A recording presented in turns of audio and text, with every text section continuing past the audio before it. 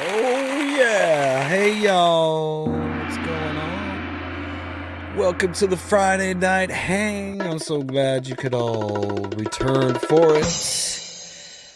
And wow, Christmas week. I hope everybody had an amazing holiday this past week. If I don't know if you're Catholic or Christian or whatever, then you would. If you weren't, you probably celebrated Hanukkah back a few weeks ago, and good for you too. But good times. What did everybody do? Did you get some presents? Did Santa come to your house? Were you naughty or were you nice? Did you get anything in your stocking? Was there coal in there? I'm gonna find out. You're gonna tell me. I know there's some folks in the chat tonight. Good show tonight. We're of course gonna talk about our Christmases.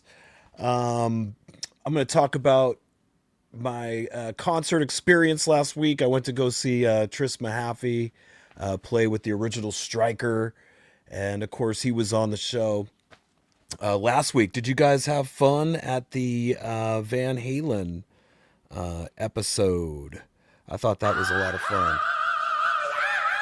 Steve Rosen, of course, did the Eddie book, my 26-year journey, uh, understanding Edward, which is a phenomenal book. He gave me the audio version probably over a year ago, and I really enjoyed listening to it when I was traveling on airplanes and layovers and what have you. It really takes you back to the late 70s when Eddie was becoming a huge phenomenon, and Steve Rosen was right there. Like Steve's up there, man.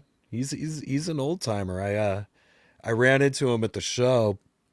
He didn't recognize me at first. I'm like, "Hey, Steve, good to have you on the show. That was fun." He was like, "Sorry, do I know you?" I'm like, "Yeah, 2 nights ago. Remember we did 2 hours together." No, it was cool. Anyways, but yeah, ended up headed out to the Coach House. The a couple days. What was that, Sunday? After the last episode, which the Coach House isn't far from my place. That's only about 30 minutes. And Tris was opening up for Carmen Appice, or excuse me, Vinny Appice. Almost said Carmen there. Vinny Appice, who was doing a Dio tribute, if you will. And the original Striker was opening up, and Tris totally hooked us, Susan and I, up with tickets for this. And the way that the Coach House is set up, they have a bunch of dinner tables that are set up, which normally as a musician I don't always like that. But for like the middle aged and older folks that tend to go to this place more often, they love it. They love being able to sit down and watch a show. They like being able to order some dinner before the show. Like they get down at like 5 o'clock or 6 and start ordering off their menu, and they sit there and eat, and then they enjoy a great night of music. The venue does sound fantastic. I know Stryker brought a sound guy. He did a great job. I was sitting right by Tris, so I got to watch him play live for the first time, which was so cool because we've been friends for a couple years now. He had his Mahaffey stacks of amps there, which that's pretty cool, right? As a guitar player, if you like, you're going up on stage. Usually, you're playing Marshalls or whatever. I mean, this guy's got his own name on his amps that he built, and I thought that was badass. And I have to give Tris kudos because he played magnificently, for sure. You know, he didn't hit any bad notes. It was just super solid. It was like watching Eddie Van Halen or George Lynch play. So it was pretty impressive. And the band was a lot of fun. Stryker's been around since like 1982. They have all the same dudes in the band. They've been friends this whole time. They think the secret to their longevity is the fact that they've never had a hit song or never had a platinum record, and that's why they've never had the infighting or BS that goes along with some of our favorite bands that it's hard to keep together. But these guys had all the original dudes. They were playing like videos on the wall of them from the 1982, which was pretty cool to watch. They were super young then, and here they are now. They're in their 60s probably, and still up there having a great time. So pretty awesome. Vinny's band was really great too, doing the Dio stuff. That sounded amazing, and people were loving that. There was a lot of Dio fans there. So all in all, a great night. The talk of this week, though, was the first Fright Bite with Dahlia Dark, which that whole thing is, I'm so excited about it. I know it's not like taking off into the stratosphere right out of the gate. I think probably a lot of the people that are subscribed to the Unleashed channel were maybe even confused by it. They're used to seeing just the RATT, Stephen Pearcy, tour diary type stuff. If you've been catching my Unleashed hangouts I've been doing the last month of Fridays, maybe you had a tip off that I was going to be doing that. But the Fright Bite is something that was going on for our subscribers, like people that were part of my Facebook subscriber group. They knew what the Fright Bite was, and the Caps locals for the Chris Aiken Presents and the CMS Classic Metal Show, if they were paid subscribers, they got to go to the Fright Bite. But it's been pretty much a secret, for the last couple years. And when Chris and I went our separate ways this past week, I was like, you know what? Maybe it's time to take the Fright Bite mainstream and see what I could do with it. And that same week, I had been talking to Dahlia about unrelated stuff, just business kind of stuff, because she's also used to be in the entertainment business, and she was just asking me a couple questions about that. And as I was checking her out on there, I go, man, she looks like Vampira, and I'm like, I wonder if she would go for it if I asked her to be a co-host. And I think it was just perfect timing because she's had her Dahlia Dark character for a while, and she was wanting to bring that character back. And I just got a hold of her at the right time. That's all I can say. She agreed to come on. I was super flattered that she agreed to do this because I think that's a cool energy when you have a male female energy there. It's pretty awesome. And yeah, so we did the first show. I had no idea how it was going to turn out. It was better than I expected. I had hoped it would be smooth, that she and I would have enough of a chemistry to get through it. We totally did. It was a lot of fun.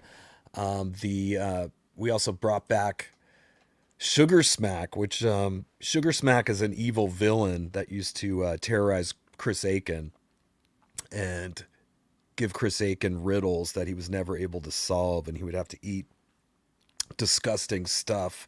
And he's not here anymore, so now Sugar Smack wants to torture Count Cracula. So he's now giving riddles to Dahlia Dark, and she attempts to solve these riddles, but they're very hard, and you only have 3 seconds to solve them. And Sugar Smack actually sneaks into your house and stashes something really gross in case you do lose, that you have to eat it. And we haven't seen Sugar Smack in quite some time, but he did return on the first show, as well as Stoic Steve. Also, Stoic Steve also made an appearance on the show. So if you didn't catch the first Fright Bite, it's on this channel. You can watch the whole episode on there. And I also did just the video part of Sugar Smack coming in too. That's just kind of a short video. But I learned a lot about Dahlia just from the fans that were in the chat. Like, I didn't know that she had like a history of doing awesome stuff. The biggest revelation came that she was on an episode of Always Sunny in Philadelphia, which I'm a huge fan of that show. I mean, I could watch season after season, episode after episode. And when that got dropped, I was like, what? And sure enough, like after the show, I went and actually bought the episode off of Amazon just so I could have it. But you can see she's down there at the right, down on the right. And I got another photo here too. There you see Danny DeVito. She had a lot of screen time on this. Obviously, they were looking for, edgy looking, sexy women for this episode, and they found some. She does tell the story about how she got the call and going to Los Angeles to film this. They don't film the show in Pennsylvania, if anybody was wondering. They do film most of it in LA. and she went in there and did that show. It was back in 2009, but she looks fantastic today. I think she looks amazing today, and I just was super stoked that she's a part of this. So if you guys haven't checked it out, please do. Let me get over to the comments here, and let's see who's here tonight. Oh, Spicoli, hang on, buddy. Hang on one I know second. that, dude. That's Hey, right. bud. Let's party. Awesome. Okay. Marsha, Fright Bite was awesome. Yeah, Marsha definitely had a good time. Marsha won a Dahlia Dark CD on the Wheel of Misfortune, which basically during the Fright Bites every Tuesday, all the super chats are going to start going into a raffle where they'll basically get a chance to spin the wheel of misfortune that Dahlia Dark has. And there's a lot of loser things you can land on there, but this past week it was her CDs. I am going to be doing a Fright Bite T-shirt, so I'll be sure to give away a T-shirt each week for Fright Bite. Now that we have a hot vampira lady to put on the shirt, because if it was just me, nobody would probably buy it. Spicoli, how's the studio sessions going? Well, there hasn't been a Pearcy session since the last one I went to. I'm happy to report that on Monday I will be heading back up there, and I'm going to lay guitars to the other songs that we had laid out. I'm supposed to be doing the solos for those songs right now, and I've been so busy with other stuff I haven't. So I'm going to attempt to for the next couple days prep those and get them together. So when I go up, I seem like I've been productive in this month off. It's your boy Jerome Davis. Hi, Eric. Hope you and your family had a wonderful Christmas. Well, it was a Christmas. Okay, it was a Christmas. As you guys know, my stepdad had passed away last week after a brief battle with throat cancer, and it was super bummer, as you can imagine. My mom and he have been together for decades. I mean, probably 40 years almost. So this was like super heavy. I mean, he has his kids from a previous marriage, and my mom has me and my sister, and we have my nieces now, my mom's grandkids, and of course even Carlos's kids had grandkids. So there's a big mixed family going on, and this has affected us deeply. And of course, all the Christmas parties that we had planned, and family big Christmas deals were definitely, it was like Christmas is canceled, as you can imagine. So we did try to have like a small little thing on Christmas Eve. My sister invited me and my mother over, and it was just my sister and her husband and my two nieces. But I got to tell you, they are the most amazing like chefs. It would blow your mind. My sister, like, I consider myself to be pretty good, and people do enjoy my cooking, but I feel like silly compared to the dishes that they come up with. But Christmas Eve they did a beef Wellington. It's fancy, right? Lovey, here's your beef Wellington. That's not something I normally get to have, but I mean, this thing was just melted in your mouth, but just they all work together and just put together an amazing meal and presentation and everything. It's just 5 star all the way. Like, I would never turn down going to my sister's for a meal. It's like going to a 5 star restaurant.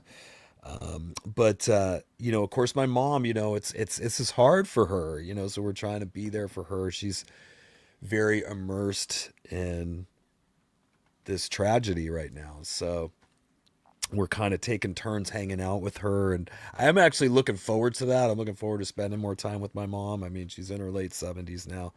I think we could rekindle our friendship, part of our family relationship. I actually had a cool idea. I never finished the treasure boxes I was gonna do for the Sea Glass Hunters, right? I kind of put Sea Glass Hunters on hold the last 3 months as I was getting this channel going. But I have all the stuff to make those boxes, and I'm like, I should have my mom come over here. That way it's a full Ferentinos operation. You know what I mean? Get Andrea over here.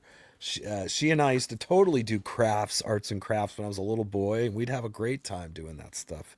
Some of the Christmas ornaments I have, we made back then out of like dough, where you cook the dough and make little Santa Clauses and sunshines and whatever. I still have some of that stuff.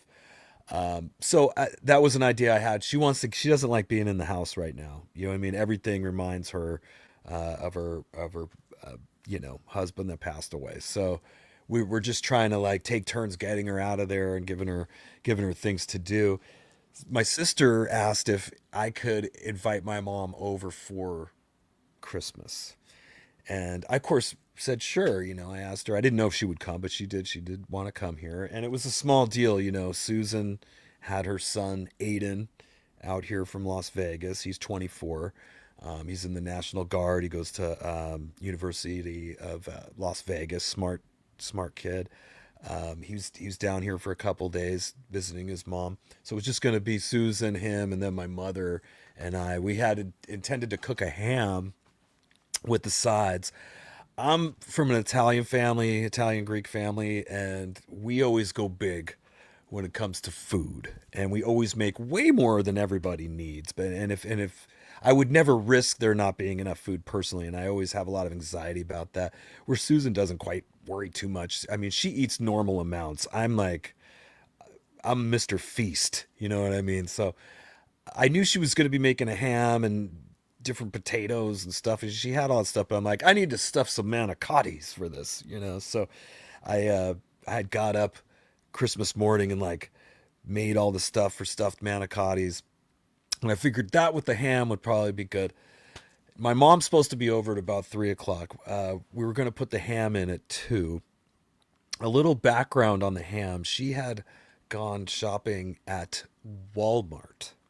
She did one of those deals where you order the groceries up and then go pick them up there, which I mean, I don't generally buy my groceries at Walmart. I mean, they have questionable stuff. I mean, maybe frozen stuff could be passable, but generally I avoid Walmart for food and go to regular grocery stores and so forth. But out of convenience, she got the ham from Walmart and picked it up. When it came time to unwrap it, she thought it smelled yeasty. Okay. Since the pandemic, like COVID, like I've never got my smell like 100% back. It's mostly back, but she's got like a bionic nose. She has bionic ears. I can hardly hear. I just hear tinnitus all the time, and I don't smell very good. I mean, I don't know if I don't smell very good. I know my nose doesn't sniff in smells very good. To me, the ham seemed fine. I would have cooked it and ate it, but I just told her, hey, I think it's okay. And then I went to go take a shower, get ready, because I knew my mom was going to be coming over in an hour. I'm getting out of the shower, and she knocks on the door. My mom's just minutes away, and she goes, "Oh, I got a ham emergency." She's like, I looked and they said if it smells like yeast and it's slimy, that you shouldn't eat it. And I'm like, what? First of all, of course, I mean, that's not her fault, really, that Walmart gave us a shit ham and ruined Christmas. But had I known a little earlier, maybe I could have done something. Well, I actually did. In a situation like this, an Italian person will quickly make lemonades out of lemon. I basically threw together a chicken parm. I'm like, watch this. Boom. I just pulled some like chicken out of the freezer. Those like frozen 3-pound bags of boneless chicken breasts.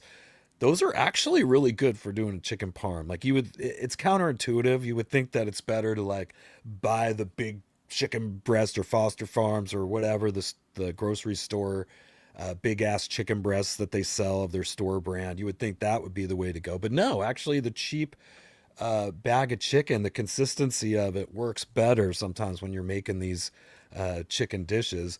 I probably threw that chicken parm together in like 20 minutes and then had it in the oven baking. I felt like I was the Grinch that saved Christmas in some capacity. So that was kind of cool. Well, we ended up having way too much freaking food, but the good news is everybody was super stoked on it. Aid and Susan, my mom. My mom's a good test of whether I cooked it good, and she couldn't. She was just giving me compliments all night. But my mom, wow, she came over and was a super Debbie Downer when she came over. She walked Aiden and Susan through the entire last 2 weeks of my stepdad's life. Like every gory detail, every morbid thing you could think of. She walked them through everything for about 3 hours straight. You guys think that I can talk?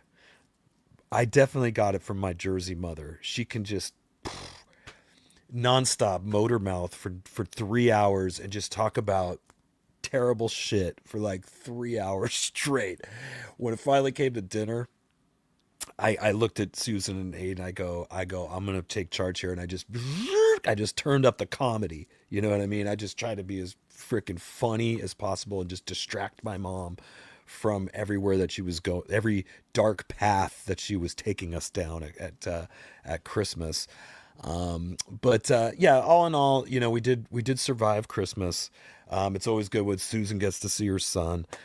I got some nice gifts. My mom actually kicked back. You always want to get that card from your mom, right? Because there's always sometimes a nice little check in there. And she gave me a birthday card because my birthday was also canceled late November because of everything that was going on. So she did give me a birthday card, and she gave me a Christmas card, and she gave me a little gift in each one. Hey, I'll take it. That's pretty dope. And Jim Martinez gave me a really nice Christmas gift too. I talked about that at the Fright Bite. But thank you. I should get back to these comments and see what the hell's going on here with you guys. I can't talk the whole night about me. Tikas. Chaka chaka chaka con, chaka con. Just being goofy, listening to Top 100 Marathon. Round and Round was ranked 96 for Top 100 of 1984. Cutting out the guitar solo except for the twin guitar harmony. Really? They edited down the song, didn't play the solo for the Top 100? Interesting. Yeah, I mean, I felt like I saw the video for Round and Round more than I would hear it on the radio when I was pretty young then. I was like 12. We had just kind of moved to Los Angeles in the like 1982 or 3. We moved to Los Angeles from New Jersey. And one thing my parents liked to do for fun was to cruise the Sunset Strip in Hollywood and just look at all the 80s weirdos that were around, like all the young people all the bands passing out flyers and all the punk rockers and heavy metalers and glam rockers. And my dad thought all of them were so hilarious looking. It was like kind of like a free trip to the zoo of sorts. Like if my dad was kind of cheap, he didn't like when he had to take us to the zoo or SeaWorld or whatever. But this was like okay, kids, get in the car. We're going to look at all the weirdos on the Sunset Strip. You can throw popcorn at them or whatever. And I do remember hearing Round and Round on the radio at that time, probably because we were in Los Angeles and they probably had like the rock radio station in Los Angeles, KNAC or KLOS. There was like a lot of actual rock stations back when I was a little kid. They had a pirate radio that was like, they had AI kind of like back then. Like they had a robot guy, like a Max Headroom dude that was the DJ on this. You know what? It might have been KOLA actually. I might be screwing that up. It might have been KOLA that did that. Had like the same DJ the whole 24 hours. It was pretty bizarre, but it was cool, and all the music was awesome. It was all the 80s stuff that we still love today. Spicoli, we are live, motherfucker. That's right. I decided that I just like doing it live. Like I hate sitting down and editing videos and doing all that. I just realized for the last 25 years I've been a live guy, man. I go out on the road and we don't rehearse. We just go out and wing it, and that's just what I'm used to. I mean, that's more of my comfort zone. Stony Jackson, let's go. It's fucking snowing here in the Poconos. Yeah, well, I hope you got an electric blanket and you're staying warm there, Stony. I'm glad you're at the show tonight, my friend. Stony's always promoting the shows, and I really appreciate it. You can learn a lot from Stony.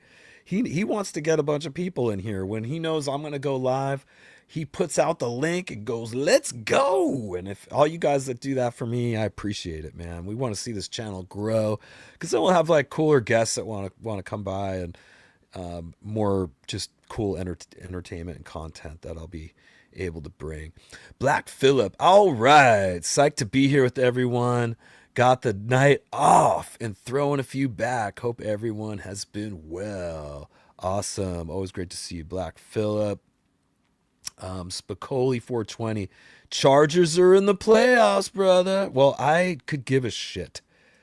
F those guys, man. And as soon as they left here, it was like, I don't care. I really don't care. And most people here don't anymore either. And that's that.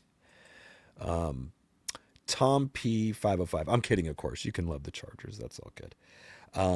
Just was watching the Bullet Boys recent YouTube vid. Pretty good. Still rocking.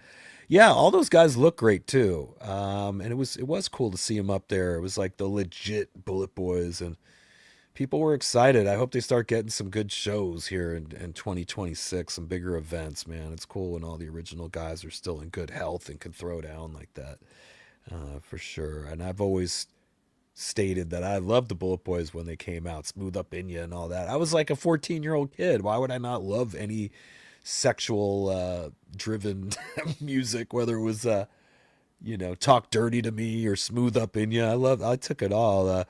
Slide it in right to the top. Oh, that's nasty, baby. I like it.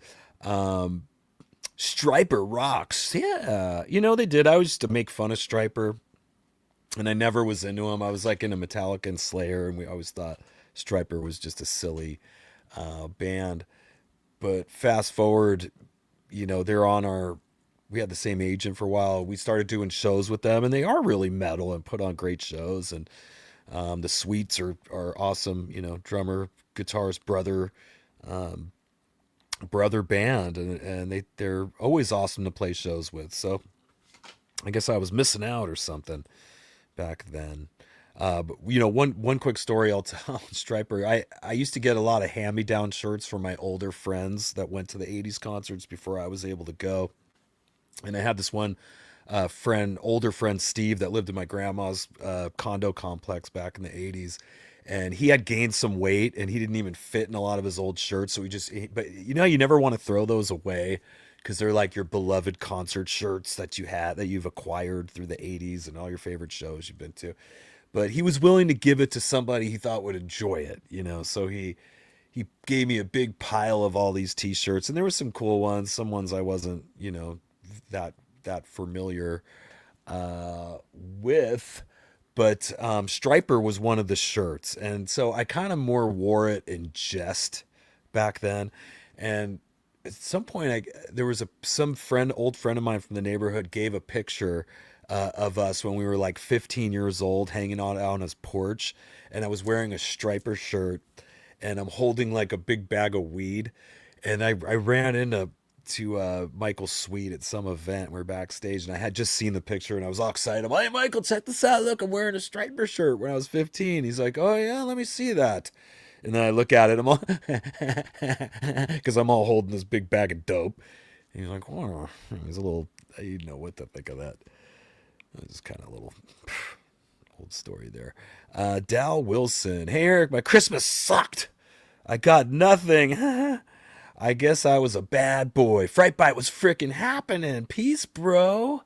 Oh, I'm so glad you liked it. I mean, not everybody's going to like it. You want to know who liked it the most out of anybody? You're going to lose it. My real dad. My real dad that moved away to New Hampshire half a lifetime ago was so excited to call me up to tell me how thrilled he was about the Fright Bite and Dahlia Dark. And that totally makes sense, because when I was like 10 years old, he and I in the 80s used to totally watch Elvira all the time together. It was one of our like bonding times, father and son times. We had our couple times we played catch in the backyard. And then we had our times he would show me like computer code on the DOS system. Show my age there. And then watching Elvira, it was just something that we were both like big titties. I don't know. But anyways, we used to watch Elvira. It was a lot of fun. And I just loved how silly it was. I loved that Elvira had the look, but when she talked, she was actually a valley girl. I just thought that was so funny back then. And of course, there's been other shows, Fingali and things like that, and attempts to do that schlocky vampire stuff. And I don't know when exactly I came up with the character, like 2 years ago. I've had some time to kind of develop Count Cracula. I'm not sure if people on this channel realize that that's me or not. Um, it is like a different person that lives inside of me, but I do really love to do that role, and I think it's finally come to the right level where now Dahlia's jumped on board. One thing that I try that I tried to do was let me find my PSS. I had thought, hey, StreamYard's set up to where you can have background music, and Count Cracula did a version of a Sublime song. He did like a parody of Smoke Two Joints, if you've ever heard that. But he did it one called Suck Two Necks, and it was pretty funny. But when he went to sing it live, there's a slight delay between StreamYard sending me the background music and then Count Cracula singing it. So it sounds like I have bad timing, or Count Cracula has bad timing, but it's just, I don't know. But it was fun. We had a lot of fun with this. Where is it? I'll put it here for the beginning.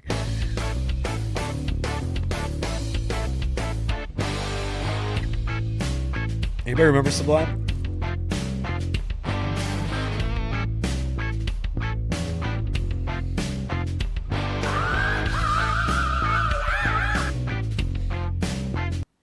Anyways, I threw that together like that day. I'd spent all day. I'm like, oh, sometimes I get my best ideas like right before a broadcast or the day of.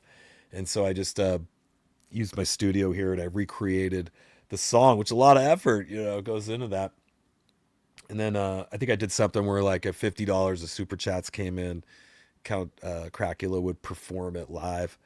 I mean, you can't really, when it's a comedy, you don't really have to worry about screwing stuff up, because when you screw it up, it's always that much funnier. Or like if somebody like on Saturday Night Live breaks character and laughs, it's hilarious, right? We just love it. So that's why I'm kind of fearless with that sort of thing, because no, the only thing that could screw it up is like the broadcast itself. If it freezes up, if the stream freezes up, that's the worst. That did sort of happen towards the very end, but considering it was Dahlia's like first time on the show, and she hasn't done this in years, anything like this, I thought her stuff held up fine. And she actually didn't even have like her internet booster on, and she probably had some stuff running in the background. So like on Tuesday, she'll even have it more together. She's like way down with this whole thing. I can't even believe it. But she's the one who brought in the Wheel of Misfortune. She bought like a new computer for this. So she's all in, guys.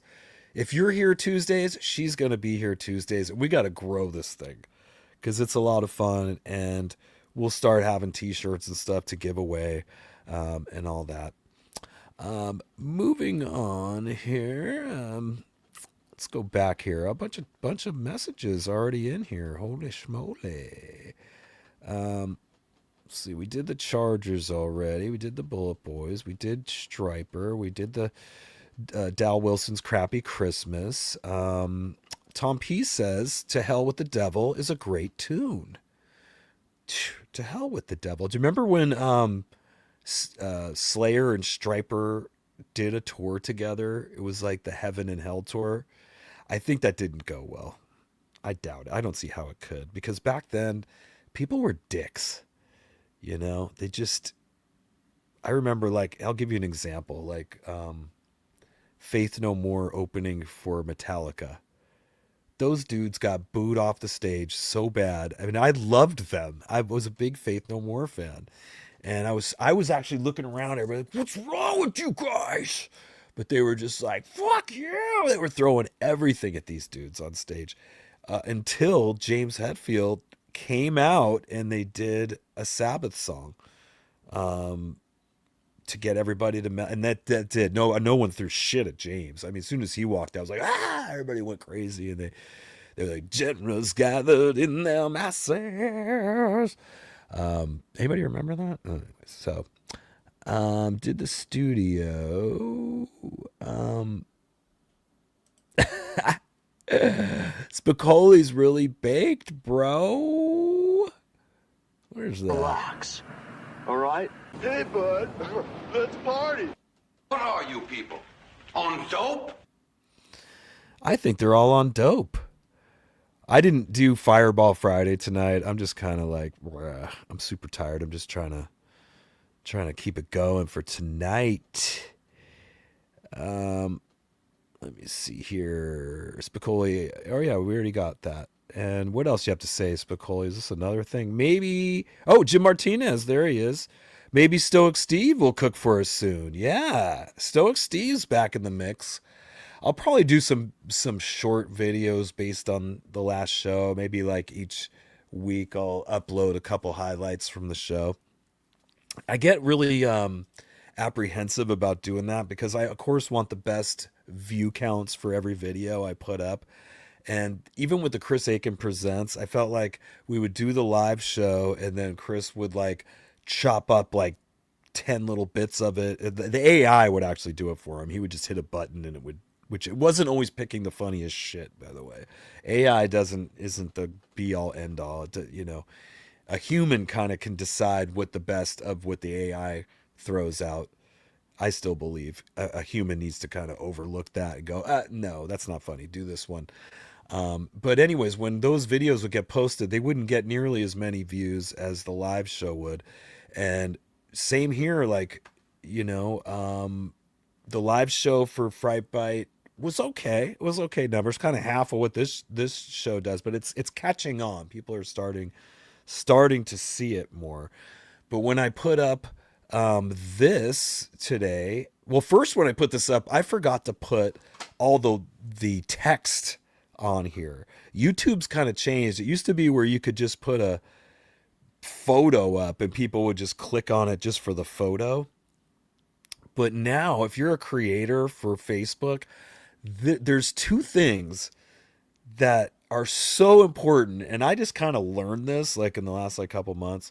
The thumbnail part. I mean, there's creators that pay people to make their thumbnails because they're so critical to somebody clicking on this. And the other thing that we've talked about is everybody watches YouTube on TV now. I guess 70% of YouTube watchers are watching it on their television, and this is the first thing they're going to see. So you have to like have text on here and it has to be very easy to read. And I've already made that mistake where I put a cavalcade of shit on there and people's eyes just don't even want to deal with it. You can't put too much. It's better to put like a couple words. This is a pretty good example, but I had to like change the thumbnail because I put this up and like in 24 hours it had like 40 views. I was like, oh shit, that ain't gonna fly.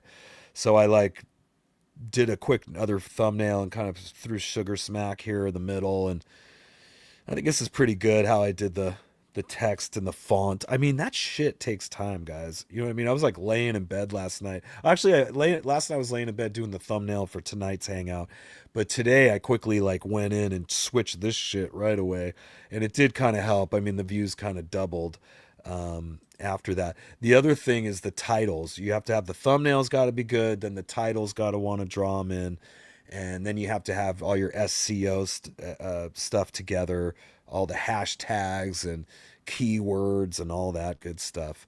You have to have all that together in order to have a video that performs well. And when I started doing like sea glass hunters last year, I didn't really know any of that. Nobody was clicking on my videos. Like later, I think one of the last episodes of Sea Glass Hunters, or one of the last reels I put up, actually did have like 10,000 views on it, surprisingly, which was, I mean, that was kind of a funny little ending to there. I kind of left. That was like 3 months ago. I had finally hit a big number on some videos, but I just felt it was time. People mostly want to see me playing with Stephen Pearcy, without a doubt. That is the easiest way to get content seen by people. Anything having to do with the Stephen Pearcy band performs very well, and any idiot could do that. Any idiot could like go burp burp and film the Stephen Pearcy band and get views. So it's not really, I mean, it's like shooting fish in a barrel pretty much. But I've been in the band for 25 years. I mean, if somebody had a right to kind of show what it's like to be in the band, definitely one of the band members would have absolutely have the right to do that. And when it comes to exclusive footage or whatever bullshit, the only exclusive footage of the studio you're going to get is from me because I wrote the fucking record. So there's that. Christianity. Hey, girl. I got your necklace that you sent me on here, and I was going to give Christy and Gary a big shout out. These are the two most patient people that we have in our group of friends. As you know, I've been working with Gary on his song "Live for Tomorrow," and we've been probably working on this for like 4 months. Mostly my fault for it taking a long time, just because sometimes I have other stuff in my life that all of a sudden is an emergency that we have to deal with, or studio time and the project. I had stuff happen with the guitars, getting pickups put in. I had software that needed to be upgraded. I have more excuses than a bad person going to jail of why I didn't have this completely finished. But then also some of Gary, like he listened to the first thing and wanted to try sending more vocals over. And so it's like all the preparation that goes into editing, that sort of thing. It kind of like, kind of starts over the whole workload of it. Like when you go, hey, here's the mix, what do you think? Oh, we got to redo all that. Well, that's gonna like kind of push it back a little. But they've been very understanding of that.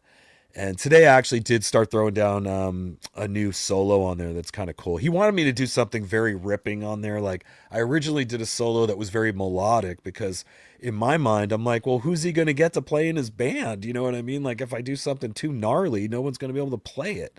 So I was trying to do something I thought worked with the song, but was like more in a Black Sabbath kind of vibe, or right? And he was like, "No, I want to see you shred." Which a lot of people, when they hire me, they're doing it because they're familiar with me from Stephen Pearcy, and they're expecting Warren DeMartini to play a solo on their thing, and I don't blame them for that. Of course they're gonna have those kind of expectations, as they should. I mean, you gotta.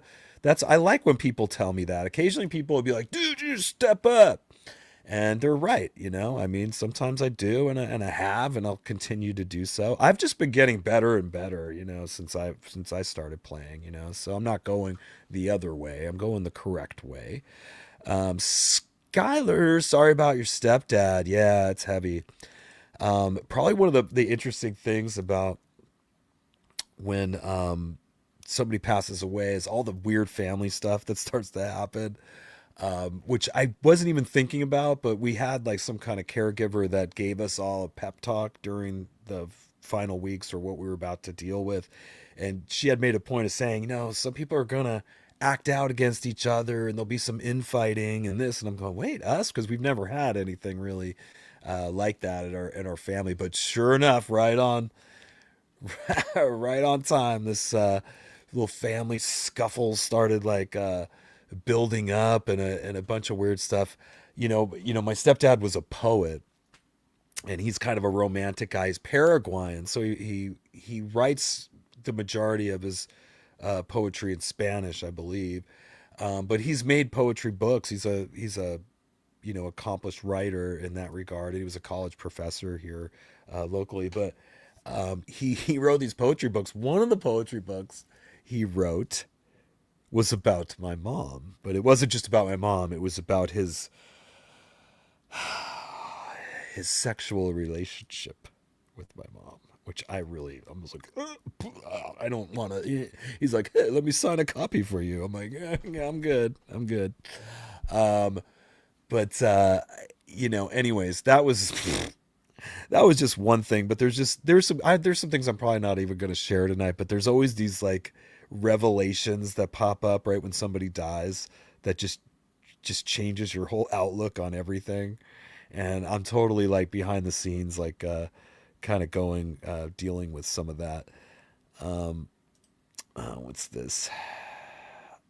Hey, 70s guy, how's your new waste of time romance? 70s guy.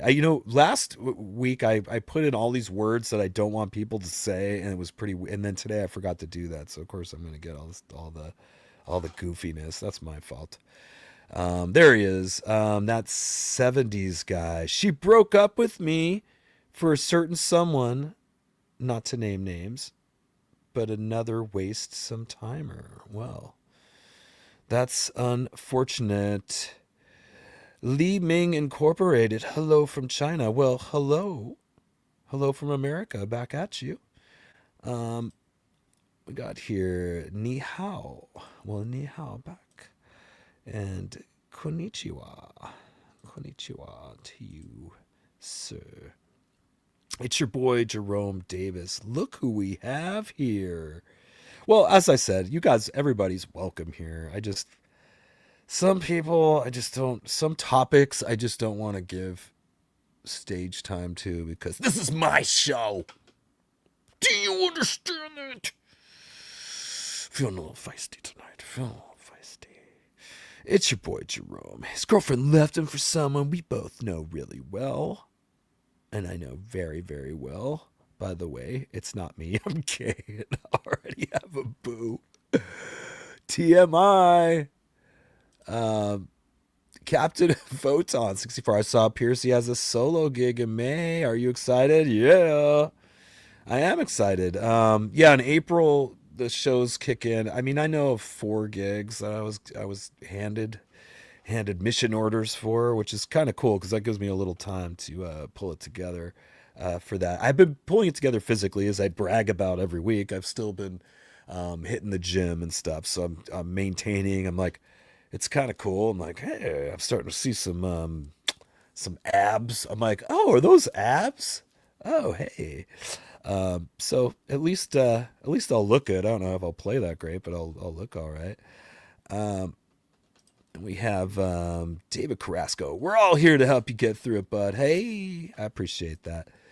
It's the circle of life, you know what I mean? And at the end of the day, you don't want to see people suffer.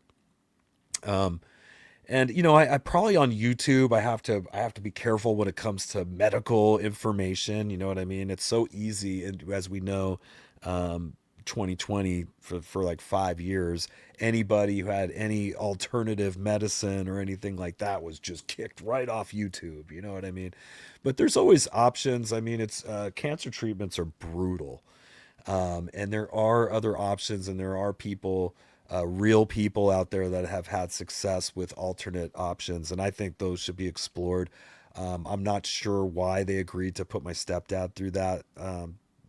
Our family was a little checked out. The only people that kind of knew he wasn't going to make it was like my mom, my sister, and I wasn't sure, but I mean, I was like, really? You're going to do this? I actually had handed him like pretty much the cure for cancer through a friend of mine, Martin. Who beat his prostate cancer, and I've kind of followed his journey. Martin's a real dude. He's a French Canadian. I had met him at one of the Pearcy shows, and we've become friends.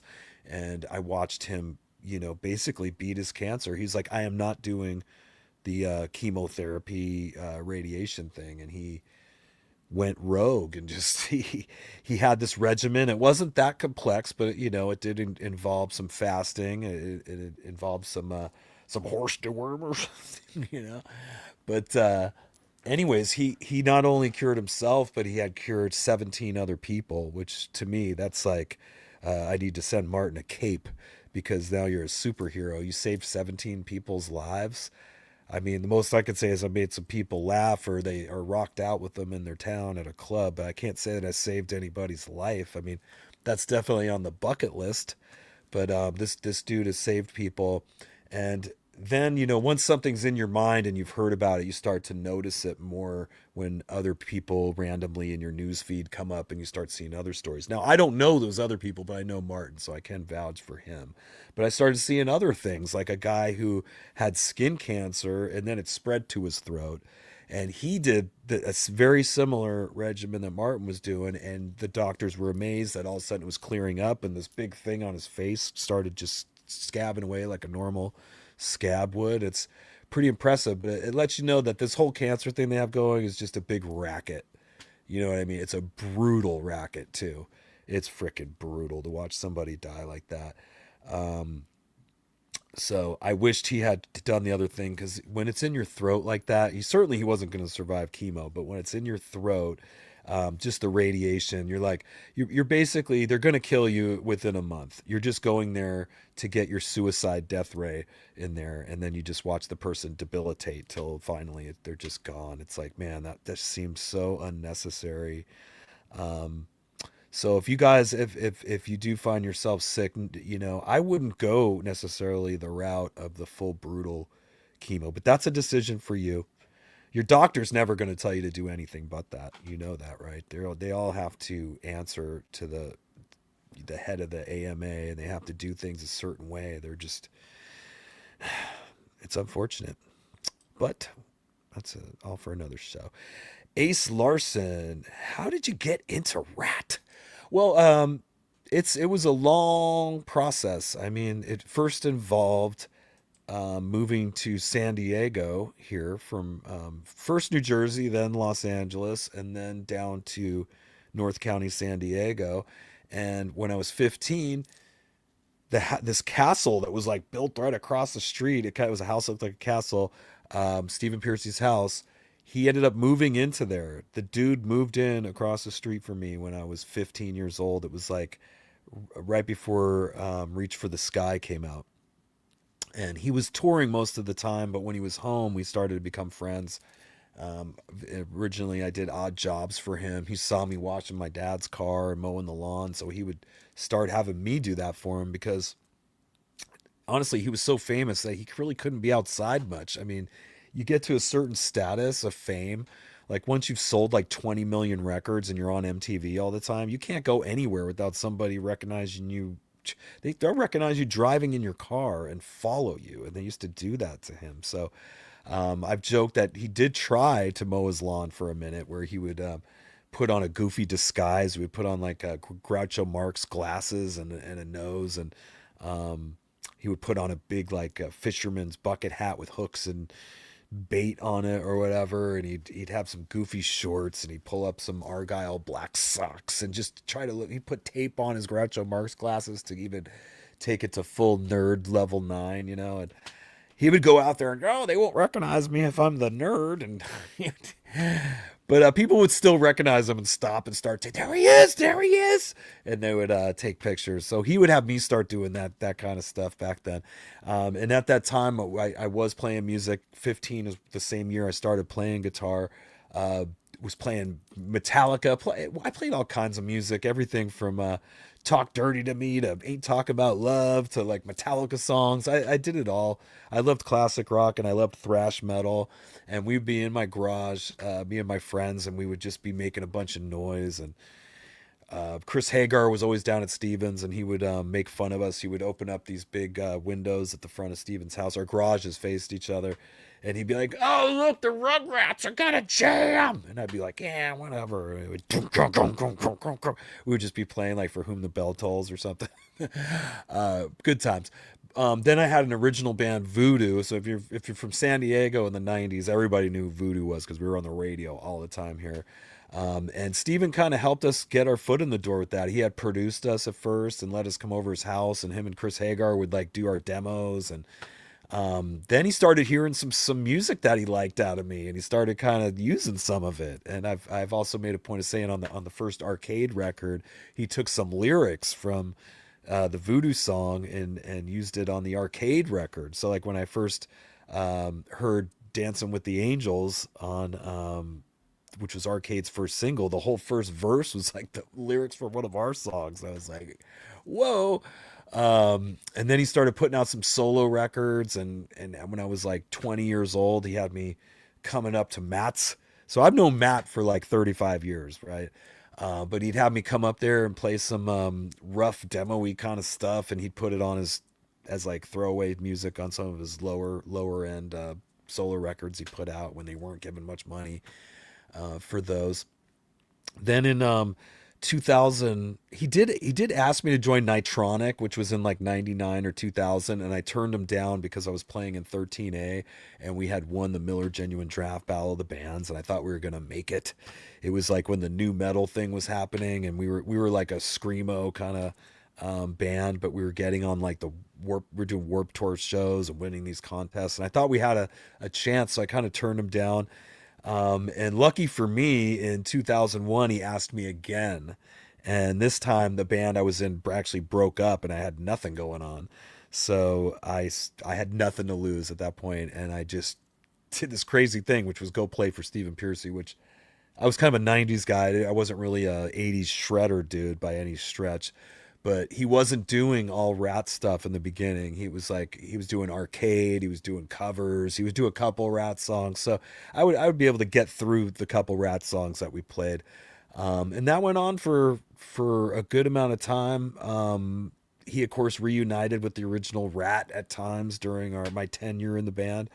I mean, I'm 2026 will be my 25th year taking the stage with Stephen Pearcy, which is nuts. I can't believe it's all those shows, and I'm sure I've met a lot of you guys out there along the way.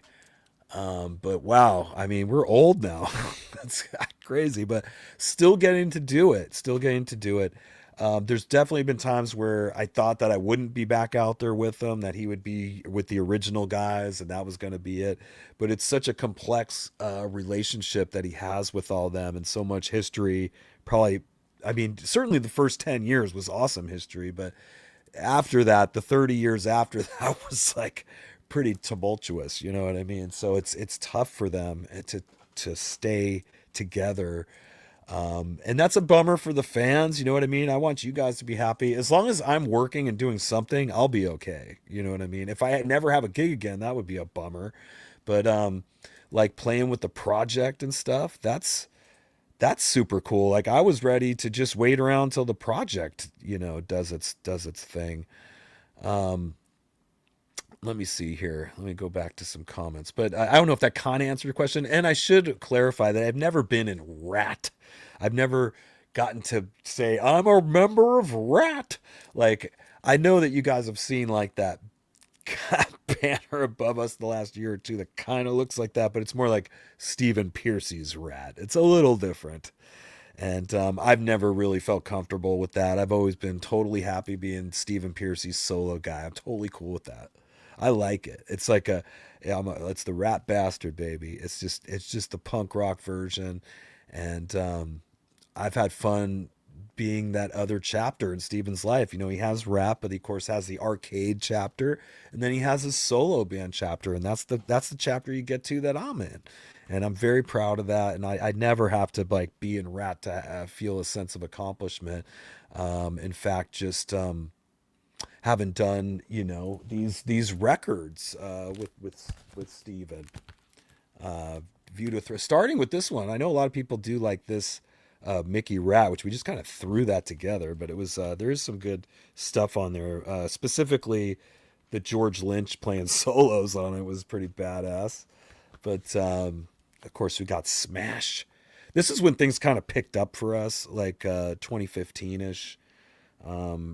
Steven finally like kind of let me do the bulk of the writing or whatever. So we got the Frontiers deal and we did this. And then this was like the first time that I had to follow up a record like right away, where you always have a bunch of time to do a record, the first record, right? But then they're going to want the other records. Like if it's a 2 or 3 record deal, they expect the next one right on time. And it becomes a stress because you're like, oh, I gotta make this as good as the last one or even better. And you're just, I mean, it's a labor of love. I just want you guys to know that I'll never be paid for all the time that went into making those. I'll never be paid back for those months and months that I spent 12, just put my whole life into those. I mean, the bands that they all kind of collectively do work, that's awesome if they're able to do that. But in this situation, it was just pretty much me, Steven, and then Matt actually engineering it. And so it was a lot of on my shoulders in that regard. And when it comes to records these days, you really don't make that much off the back end. I mean, I don't want to give out exact numbers. I'm not even sure exactly what it ended up being, but it would be like getting paid like $2 an hour to write the record. You know what I mean? Spicoli, hey dude, thanks for the super chat, buddy. What's the coolest thing Pearcy ever gave you? Any Pearcy Christmas stories? Happy holidays. Um, the coolest thing, Spicoli, 420, that I have, and I'm going to take a hit for you right now, dude. The coolest thing that he gave me,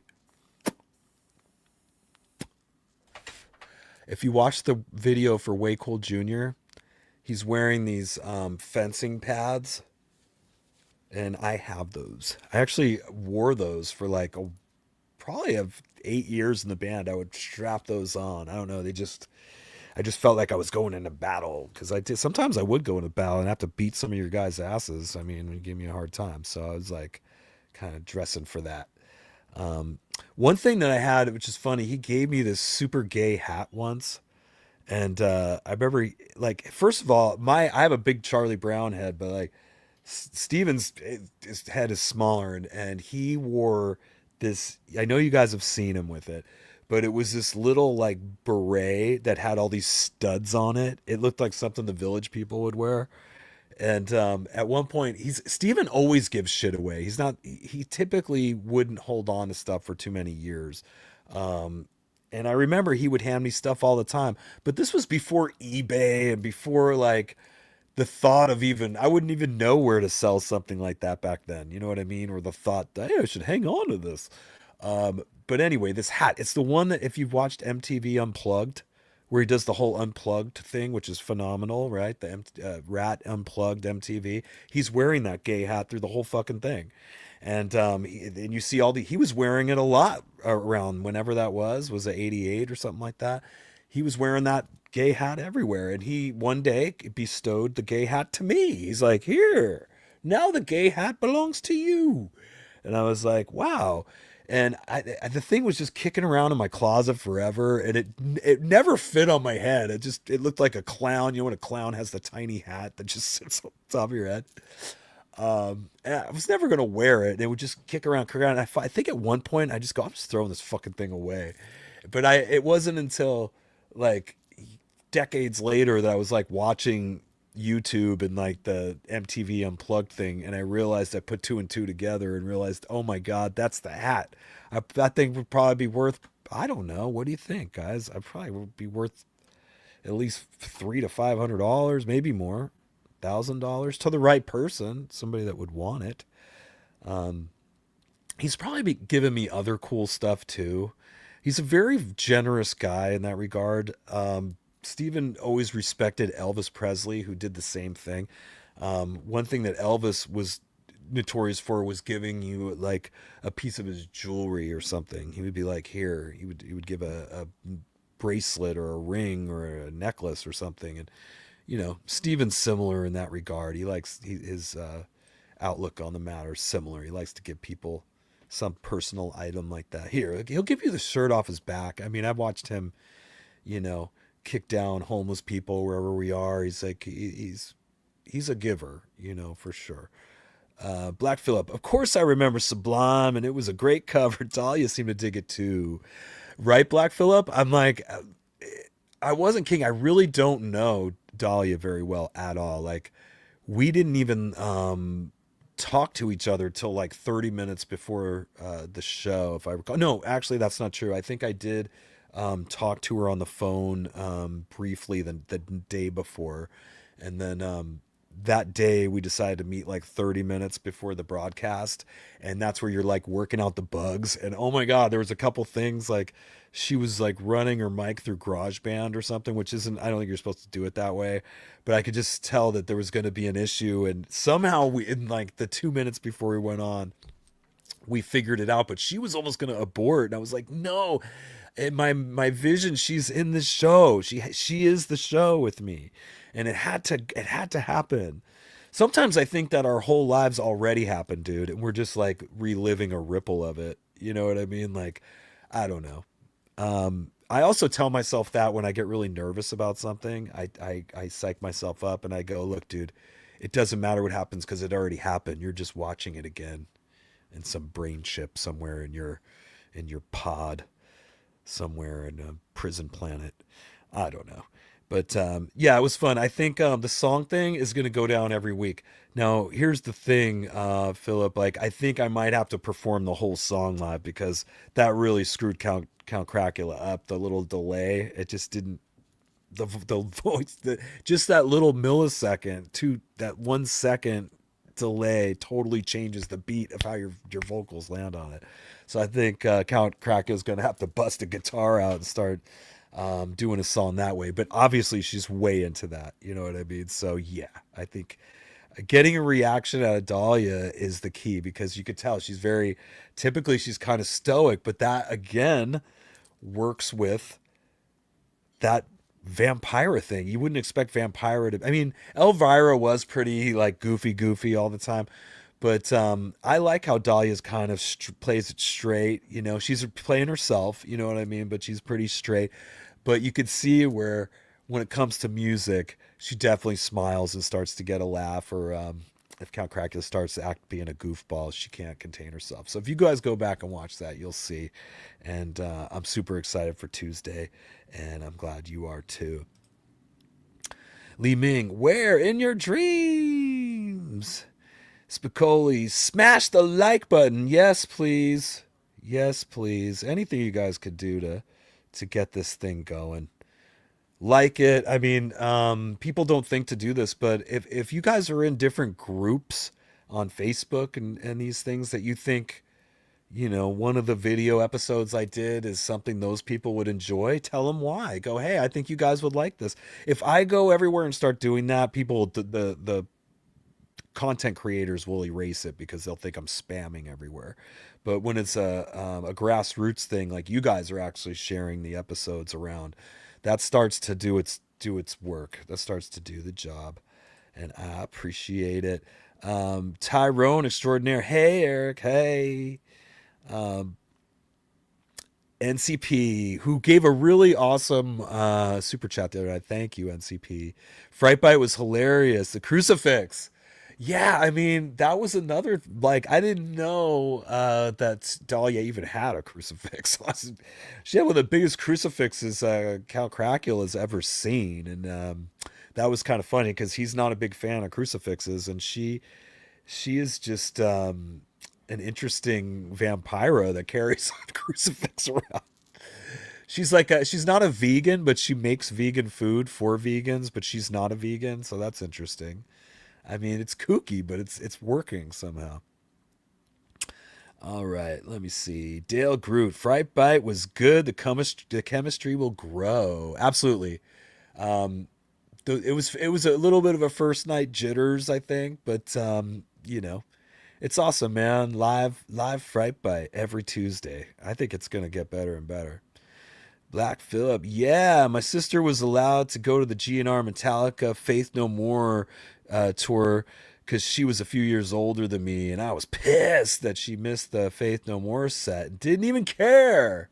We care a lot. Remember that song? The original dude sadly passed away a couple of years ago, which that was sad. We Care a Lot's a pretty badass song, and they totally had their sound then. But Mike Patton, dude, that guy's the shit. He really is a great singer and super original. Why did my ex-boyfriend Jason think you should not have a YouTube channel? Because he's threatened by me. He's super threatened, and he's talked a ton of shit about me, and it's all coming to roost. You know what I mean? Not just me, but a lot of people on our scene, and a lot of people are calling for him to resign, and I think he should too. Christianity, the end result's gonna be killer, and she is talking about live for tomorrow, and it is. Actually, today, Carrie reached out to me, and you know, we talked for a minute, and then I went in before. I was going to try to finish it right before the show, but I went in and started doing a pretty intricate solo on this. I'm like, God damn it! Okay, there we go. And then I started like putting something pretty cool together. So I'm going to bring the fire on that one for them. Chris Kruger, huge fireball sale at Bevmo is the only acceptable excuse. Yeah, I'll get back on the fireball next week. I really don't drink all that much on Oh my God, we got other super chats here. I didn't see my super carrot Marsha. A little down payment to help jumpstart your t-shirt merchandise. Who's gonna join me? Aw, that's super cool. Yeah, Fright Bite shirts are going down. I might even get that order, and I'm gonna get the artwork done tomorrow and probably do them locally here. I might do a pre-sale just so because I'm not sure the size range of the my unleashed audience. I'm sure it's all over the place. You know what I mean? From hey, do you have a extra small? Do you have a 10XL? I mean, and everything in between. But I would imagine here since I'm going to do the shirts locally, that even on a pre-sale, I would probably have them out to you guys within like 10 business days from there, because I think the turnaround will be pretty quick. Red Spicoli's, let me see. Dallas, could you chat about your relationship with Charvel? Absolutely. Well, going back to 2006, I ran into Michael Charvel, who is Wayne Charvel, the founder of Charvel Guitar's son. And this was up north. We were doing a show, and at the time I was playing like a Fender Telecaster on stage, which not a lot of people were doing. I mean, it seems like a lot of dudes in rock today are doing that, but in like the late 90s, early 2000s, there wasn't a ton of people playing metal or hard rock with a telly, but I was one. I had a hot rail pickup thrown in there, and I would do all the stuff, and it was cool. But anyways, his son Michael is more of like a rockabilly, he likes other stuff too, and almost wears a cowboy hat around or whatever. And he saw me playing the telly at this show, and he came up to talk to me after, and he thought it was so cool that he's like, let me build you a telly. I want to build you a telly. And I was like, okay. And at the time I was just so happy. I didn't even really make too many specifics about it. He said he wanted to try something where he's like, let's take fabric and instead of painting the guitar, he said he always wanted to try putting fabric in, and then putting the coating on the outside, like a see-through coating. And I was like, oh, okay, that sounds cool.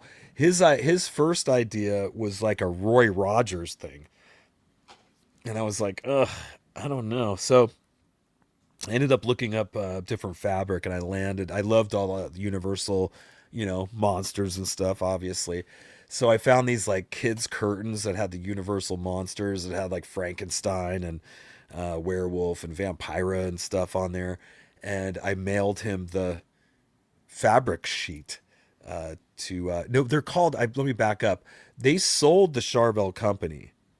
First, they sold it to a Japanese corporation. I think it's been repurchased again since then. And what they did was their company is now Wayne Guitars, after his dad, Wayne Charvel. And Wayne is still, very much a part of this and building those Wayne guitars with Michael. The shop had a terrible fire a few years ago, but they have since recovered. But to me, that's still a Charvel. I mean, when you get a Wayne guitar, you're getting a legit Charvel made by the guys, the father-son Charvel team. So 2006, man, 20th anniversary of owning that guitar. I had decided during the pandemic, I was like, hey, maybe now that we're doing more of the RATT stuff, I should play it a little more like, Warren, like actually go and get one of these Charvels and get a full Floyd Rose, because all these years I always was like I was doing the punk rock thing, I was like, oh, I'll play a Telecaster. I had my Les Paul. I've played SGs and whatever. But I mean, to really get the sound, you need a Charvel with some Seymour Duncan pickups in it. And I kind of knew that.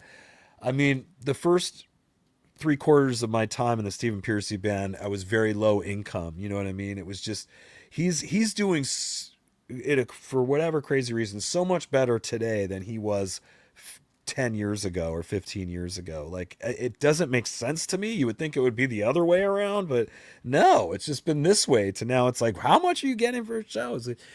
Crazy. But yeah, this last 2 years was by far the most money that I ever made playing in Steven's band. I didn't have thousands of dollars to go buy in those guitars, but during the pandemic, as a lot of you guys know, there was a lot of money getting thrown around. And what did I do with mine? I bought a bunch of guitars, and I think I finally go, let me check what these Charvels are all about. And so I got a Charvel, I got a San Dimas, and I go, oh, okay, that's how these guys are able to shred to the speeds that they do. They got one of these guitars. They're very easy to play, and but goddamn, those Floyd Roses, they're a real bitch. It's taken me 3 years to really get those figured out. I mean, there's so many little secrets to those. So I actually own 4 Charvels now, and a Splon. Of course, give Splon some props. They're I guess fixing my guitar and sending me that back out. But recently, this past year, I did go back to playing my Les Paul just because the airlines were gouging me to take my 2 Charvels. And I had to figure something out. They were booking us on all these different airlines this past year, and I just didn't have the status. And long story short, I went back to playing the Les Paul just to keep it simple. And we were also trying to squeeze us all into a van and different things, and my big case. So you haven't seen me with the Charvels in the last, in this year, but they're still here, and I do still use them as my tools. But great question there, Dallas. And thank you, brother. Oh my God, look at that. You're so generous to me. Thank you. I look forward to entertaining you guys, and I'm so happy you're digging it. It means the world to me. I love having this connection with everybody in these hangouts. It's so cool. What do we got here?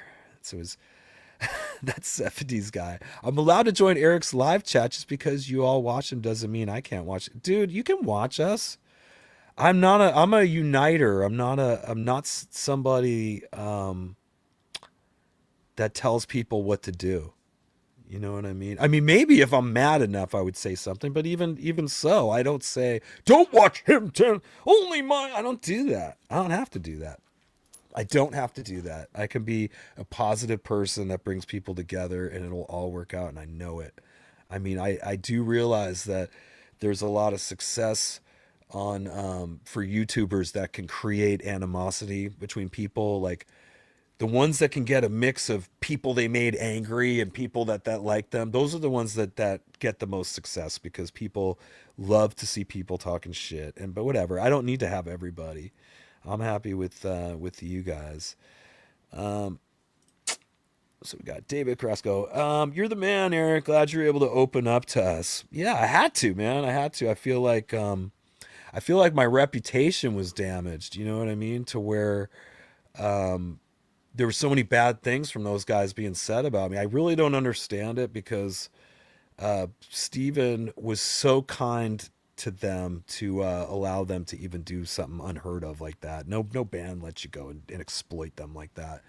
And he was so kind to do it, and to try to hurt me or my career, or saying the things that weren't even true is just so weak and lame and backstabby. And my only thing I could think was, I got to put out my own. I got to go put out my own road diary so people know what's up right now. And I'm really glad I did, because it did change things, and people are starting to kind of get a little idea what was really going on. David Mills, most doctors were trained that herbs were bad and only medicine. Yeah, man, there was always ancient healers and stuff like that. Big Pharma hasn't been in the game all that long. It was funny. Susan's sister Linda came by today, and she's definitely like a faith healer of sorts. And she came today with this is kind of a funny inside family joke that we kind of have, but she'll come here and have this stone that's tuned to a certain megahertz. It's like a 409.6 megahertz. And this thing, when she takes this stone, she can cleanse you of the negative energy. Now, hey, I'm not saying I don't believe it or believe it. I let her perform these things on me. You know what I mean? I'll totally let her do it. Hey, what do I have to lose except bad energy? I mean, either it's not going to work and I'll maintain my bad energy, or it's going to work and she's going to get rid of it, but it's a free cleanse. You know what I mean? I'll take it. But Susan and her son are always like, they've known her forever, obviously, and they roll their eyes a lot at this. But it is kind of funny because as sisters, Linda kind of accuses Susan of having a bad energy, of course, right? So she'll do this thing that kind of reminds me of The Thing, that movie, The Thing. Remember they were trying to figure out who was the thing, and they were like going around doing like a blood test to each person, and they're like, okay, you're safe. And they'd go to the next guy, give a blood test. Okay, you're good. And then they get to that one guy and the blood just starts, a worm comes out and he turns into some like 8-headed dog. That this was kind of like that, like the tension that was building up while Linda was going from family member to family member with her stone. And she's like, if it goes clockwise, your energy's good. And if it stops here, it's good. But if it goes counterclockwise, you're definitely in one of the bad ones. And so she goes, and I figured for sure when she came up to me that this thing was going to be totally like whizzing around like The Exorcist or something. But she comes over, she's like, oh, you're good. You're clean. You don't have anything going on. But of course she gets over to Susan. And the funny thing is, obviously it's easy to like manipulate how you're turning the thing. I mean, I watched her I could see her kind of go weird. She was like, maybe unintentionally, but I could see she was clockwise in it for me. But then when she got to Susan, she was like going counterclockwise. She's like, oh yeah, you definitely got the bad energy. And Susan, of course, gets all pissed. She's like, what do you mean? Why do I have it? And so we had to, had to watch her cleanse Susan today, but it was funny, man. Tyrone. Everybody's getting all upset. See, this is my fault because I didn't go through and do the keywords. And then what happens? I end up saying more than I even want to. And that sucks. John Evans. 25 years. Time for Erik to receive the gold watch. But definitely not time to retire. Rock on, Erik. Well, thank you, sir.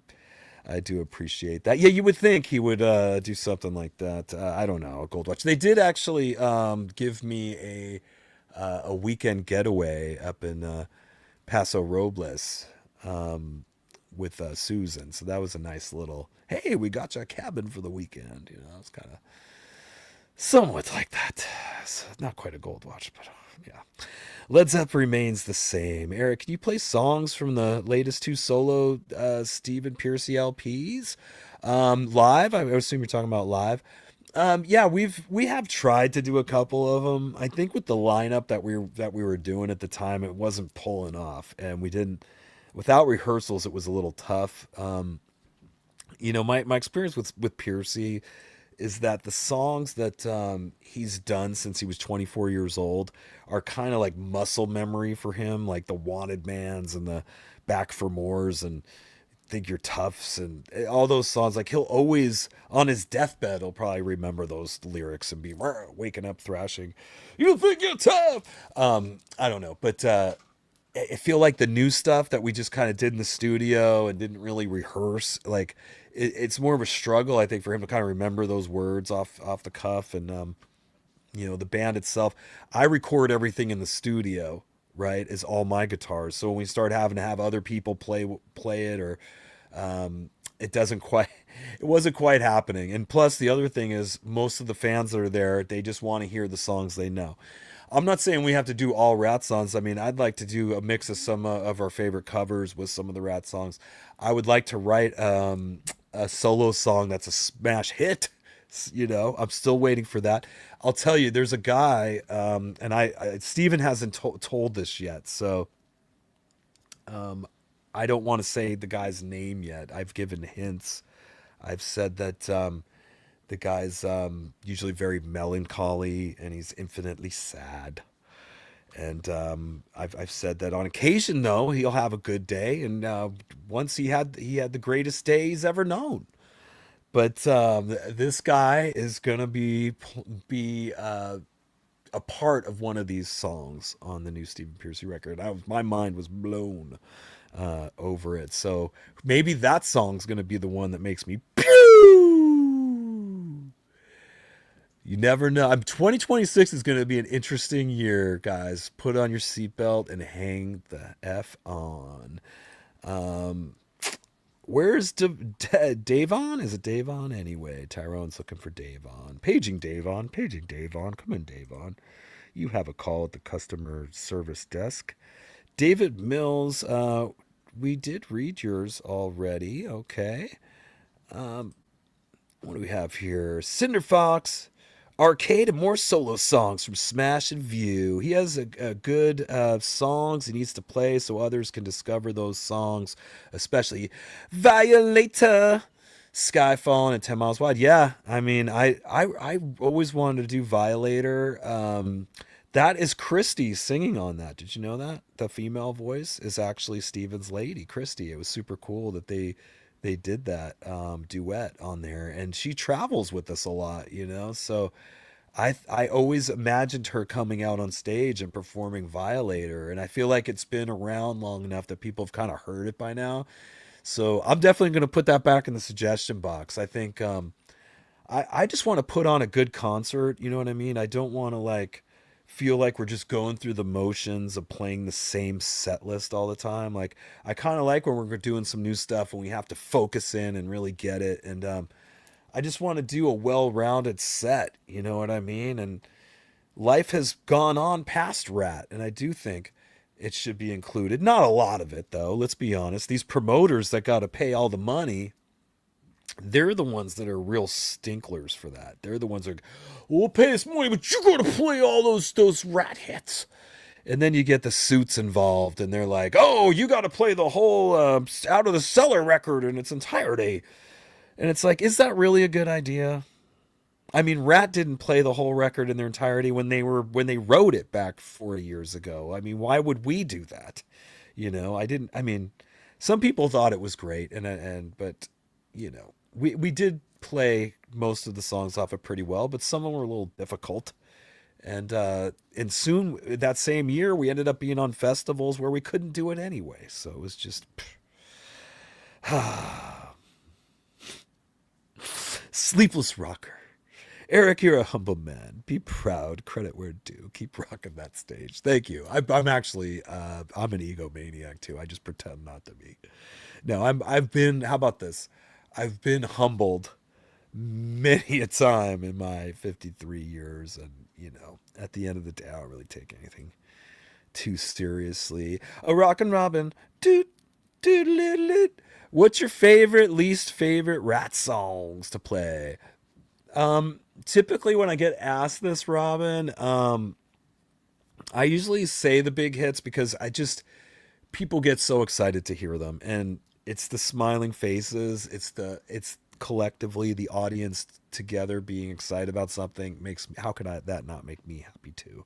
So of course, like for me, the Ugly Three and Round are the highlights of my night, you know, because we're warmed up by the time we do the Ugly Three, and you know, when we kick into You're in Love, Lay It Down, Lack of Communication, it's the Ugly Three, and you get and it's the crowd's revved up by then, and it's definitely a highlight of the night.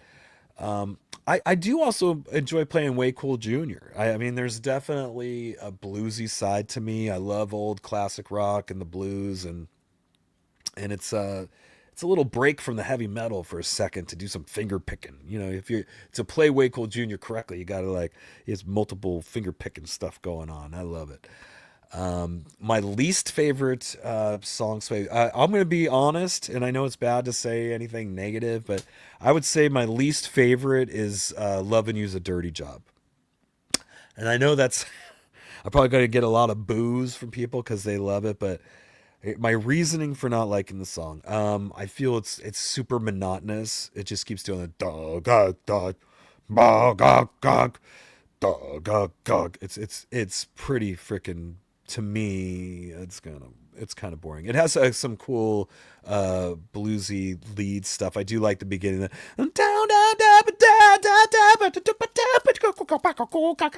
Like that's cool, but then it's just maybe I'm just tired of it. I don't know, but that's one I would definitely retire if it was up to me. Thomas Bailey, Eric, you're a good guitarist playing rat tunes is all I know. Thank you, sir. Yeah, I was always good at it. I don't know where that rumor started that I wasn't. I think that when it came to playing the Out of the Cellar record in its entirety, that's where I got double teamed, and because Johnny was very familiar with some of the solos from being in GIT as a kid and whatever, and he's 10 years older than me, so when Out of the Cellar came out, I was 12. I didn't own a guitar, but he did, and he was going to school for that, and he learned those. So when there was a 2-week window to learn the album, it was going to be a tall order for me to nail all those solos. And so Steven said to me, he's like, look, let's do this switch right now for this, and I might even be doing Rat next year, and I'm going to get you in that, and just go with it. And I was like, I knew this was all BS, but I was like, okay, I went with it anyway. I went along with it because I love Steven, and that's all that matters. I've dedicated so much of my 25 fucking years. Have any of you guys worked at the same place for 25 years? I'm sure maybe one of you has, but most of you have not. Nobody works somewhere for 25 years. But when you have that much time, you're not just gonna like quit because people are being dicks to you, or like the work environment got toxic or whatever. You're not just gonna give them that power. Like I stayed through all that BS the last couple of years, and I'm still standing regardless of what you're hearing. I'm very much a part of the solo shows, and I wrote the whole new album. And yes, it's me going up to the studio and recording that. The Unplugged Hat, Dale Groot remembers. Come on, dudes. Tikas. Yeah, I'm not sure I believe the cholesterol nonsense dogma anymore. Yeah, this is a good topic that Tikas has, because like I feel like a lot of people our age they all got us on these statins, and they got us on cholesterol medications, and like I was taking, I'll tell you what it was. It's right here. It's horse pills. Lipitor. Any of you guys on Lipitor?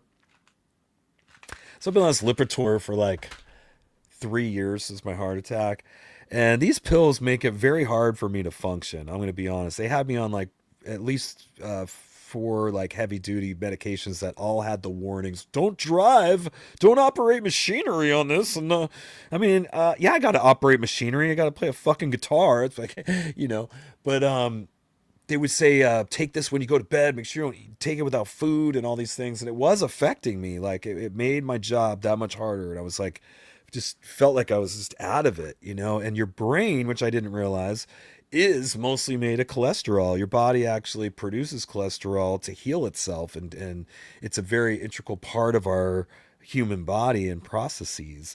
And to have this big pharma pill that's like draining you of your cholesterol is not necessarily good. I'm not a doctor. Don't listen to me. I don't know what I'm talking about.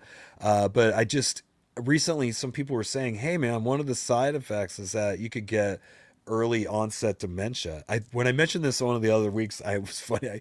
I said on stage dementia, but for me, that's the same thing. You know what I mean? That's where I don't want to be on stage and forget how the song goes. And, so I just made a choice like about a month ago when I started exercising. I go, you know what? I'm not going to stop taking this pill and just eat whatever I want or something. I'm going to really try to watch what I eat. I'm going to definitely hit the gym every day. I'm going to stop taking those pills. And then when I do my next blood test, like in 6 months or whatever, I'm not going to say anything. I'm just going to do the blood work, and I'm going to see what they say. And if they say to me, looks pretty good, we'll just keep giving you these pills, I'm going to go, oh, I never took them. I knew you guys don't know what you're doing. And then I'll know. Now, if they tell me, oh, Eric, what's going on? Your cholesterol skyrocketed. Then I'll start taking them again. But I'm actually not trusting the science, and I'm going to do my own science and see. It's called weird science. It's weird science. Let's others. LOL. Is Bow Wow Wow ever going to go on tour again? Well, Chuck, 902. They do some touring still. I mean, Lee Gorman's the guy, the only original guy that was in the lineup that I was in. He was the original bass player. He was also the original bass player of Adam and the Ants, which I love Adam and the Ants. Pearcy's a huge Adam and the Ants fan. Like he pretty much stole his whole image. His original Pearcy image was taken or was based off of the Adam Ant image. But it was cool because there were two totally different kinds of music. So when Steven did it crossed over to the glam world or whatever. But he definitely always gives props to Adam Ant. We did a cover that hasn't seen the light of day yet. That song, Dangerous But Not Serious. Like, I remember Steven wanted to do that. And I remember I created the song and gave it to him. I just don't know what happened to it. But full transparency, I kind of got fired from Bow Wow Wow, to be honest. Like the irony was, it was like he fired me, and then the next day, the pandemic, everything shut down. Like the next day later. So when he was like, "Ha, you're fired," I was like, "Ha, there are no shows anyway, so it didn't matter." But that gig, just, it was the pay. It was one of those situations where you're gonna get into a band, and yeah, you've heard of the band, but you're not gonna get hardly any money at all, and you're just gonna, if anything, make him some money, and I can't live like that. I'm too old for that. That's like, at that point you need to go find, like, 22-year-old guys to go play in your band and just live the dream or whatever. I need some cash. Dave on. It was before I got the memo. I guess I'm just getting in on your guys' conversations. Thomas Bailey, Elvis gave out Cadillacs, bro. Yeah, I mean, he did give some very, very big gifts. I mean, he definitely hooked his band up. You probably learned a lot listening to that XM Elvis station, right? That was a cool station where all of Elvis's peeps come on there and tell little stories and stuff. And Elvis was quite generous. Skylar's not an Elvis fan. That's okay. Elvis kind of grew on me. I mean, there's a lot of music that I hated when I was young, but like as I get older, I just, from hearing it, everything from Elvis to like just Mexican music, even I've joked about, like, I feel comfort from it now. I don't know why, but I just do. Dom, was the 2022 hospital bill bad? Well, I don't know. Is $50,000 bad? um, it was hella bad. I mean, I didn't, I wasn't even insured at that moment. I didn't, when I had a heart attack backstage at the, event, when the paramedics came, I didn't want to go. I didn't know it was a heart attack. I thought I was dehydrated or something. And the only thing I could think of is what this bill's going to be. I mean, if anything, I would have wanted somebody to just drive me there. I wouldn't want to go in an ambulance. I'm like, this is going to be expensive. And goddamn, was it an emergency, ambulance ride, and then having to go right into heart surgery.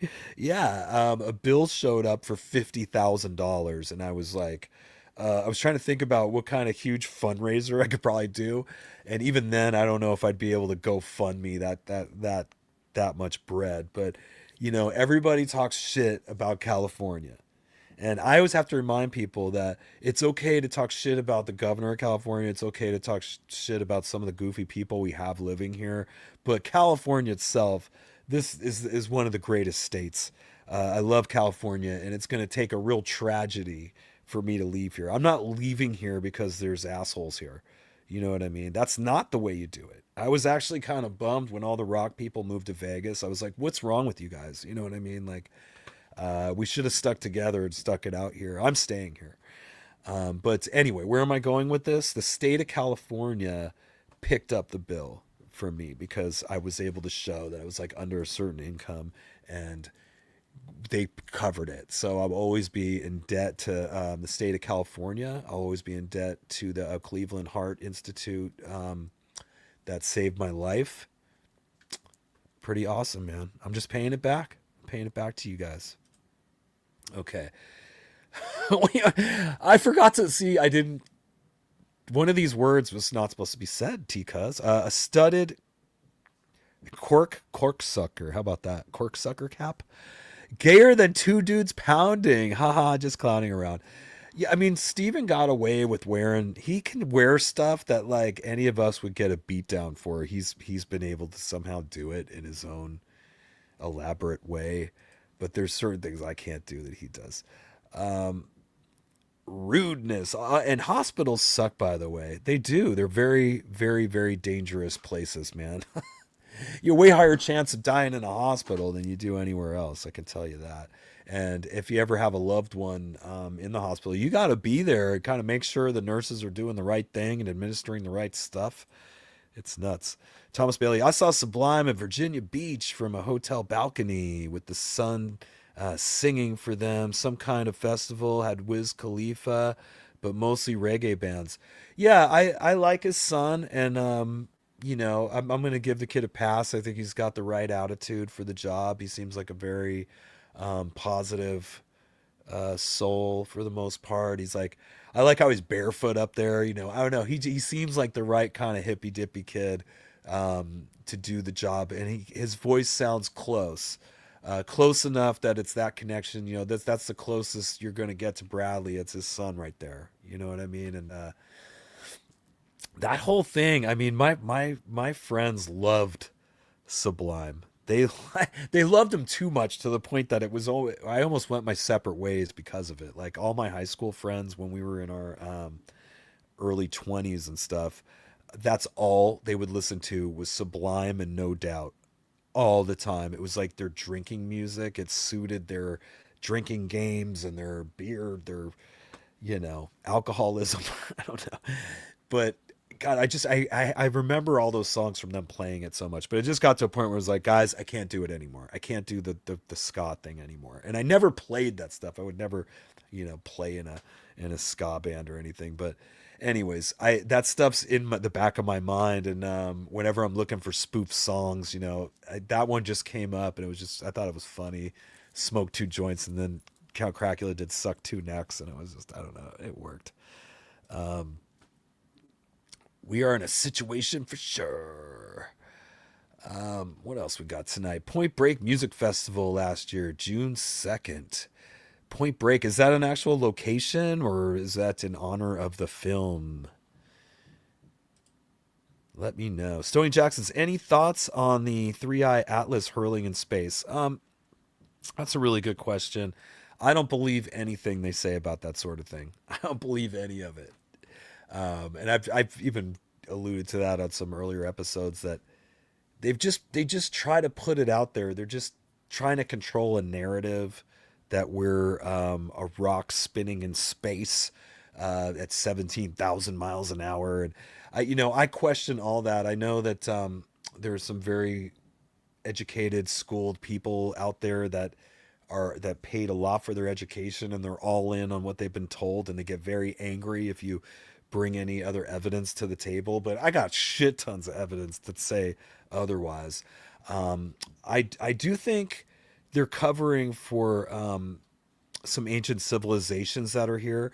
I also think that there's way more land to the earth than what we know about. Like, I think beyond Antarctica, there's at least Admiral Byrd allegedly says, he's obviously long dead. He was the youngest admiral to ever serve in the Navy. And he did all the crazy expeditions back in the 50s. He went to the North Pole, the South Pole. But what was really interesting is when he did the expedition of Antarctica, he claims to have seen a whole, once he got past the icebergs and glaciers and crazy mountainous regions and stuff there that were just treacherous. Once we had the capability to get up over that, he said that there was more land than the United States past there, and he was seeing mammoths and different things. And it could be a land of the lost situations, but more likely there's advanced civilizations that have maybe destroyed themselves or been segregated from us. And I think that we're kind of living like a M Night Shyamalan Village kind of scenario over here in our parts. Have you guys seen The Village from M Night Shyamalan? Anyone? All his movies to me are very profound, and you can't just watch them on a surface level. But the premise of this movie is some rich there were some wealthy families that were fed up with the crime and stuff in the country, and they wanted their kids to grow up in a safe location. So they basically uh, paid off the air traffic and all these people to stay away from this like 20-mile radius, the village, like basically a village. And they told these people when they raised them that they were actually living in like the 1800s. Like they had no electricity. They were just living kind of like off the grid in a way.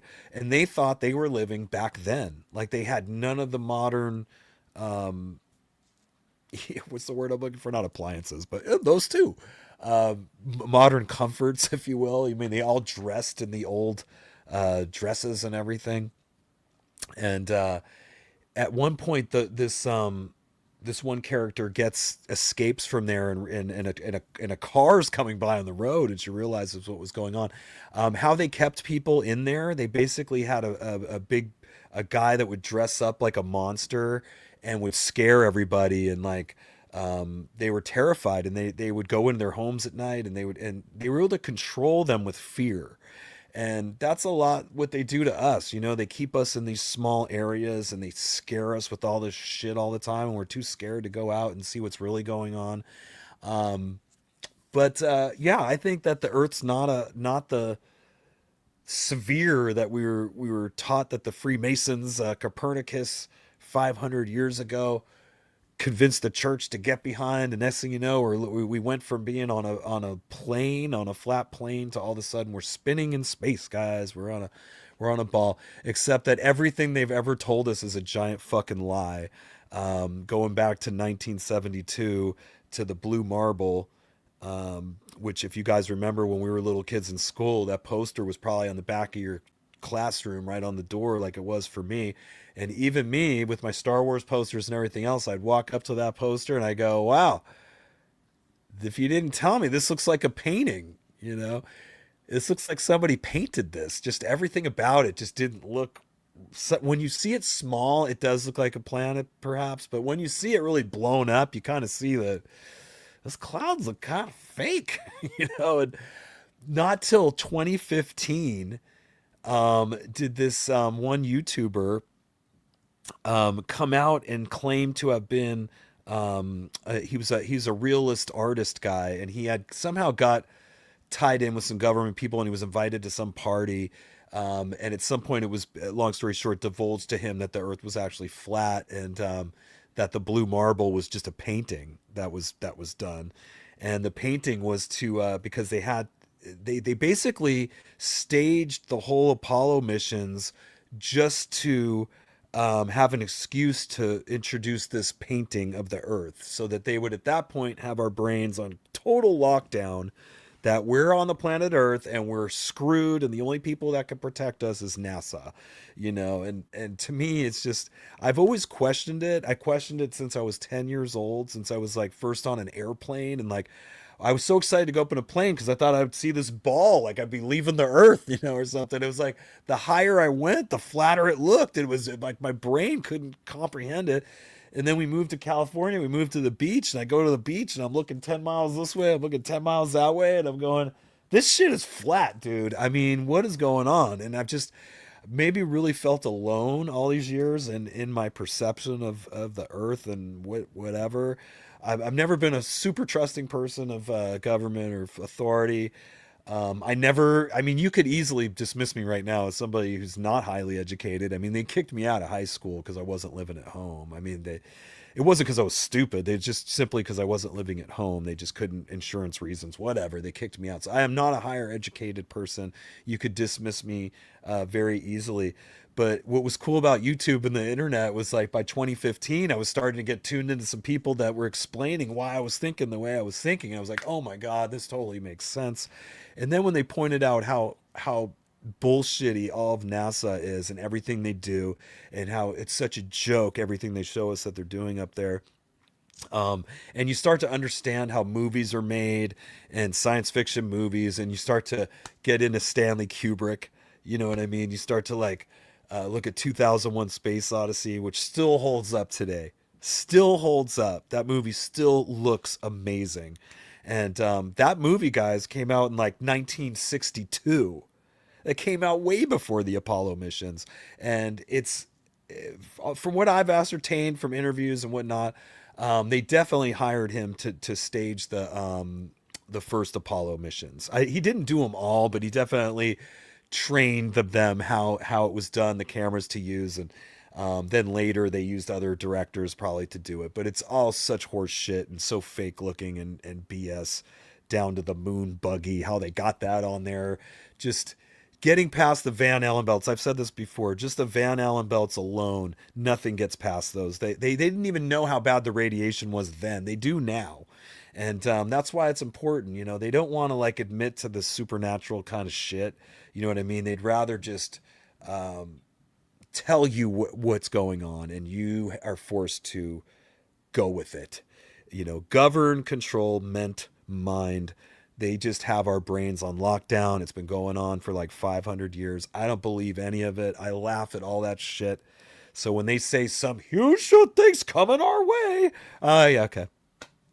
I mean, meanwhile, I've never seen a rocket go up in space like these. I see the SpaceX rockets all the time. They're always going like this, and nobody questions that either.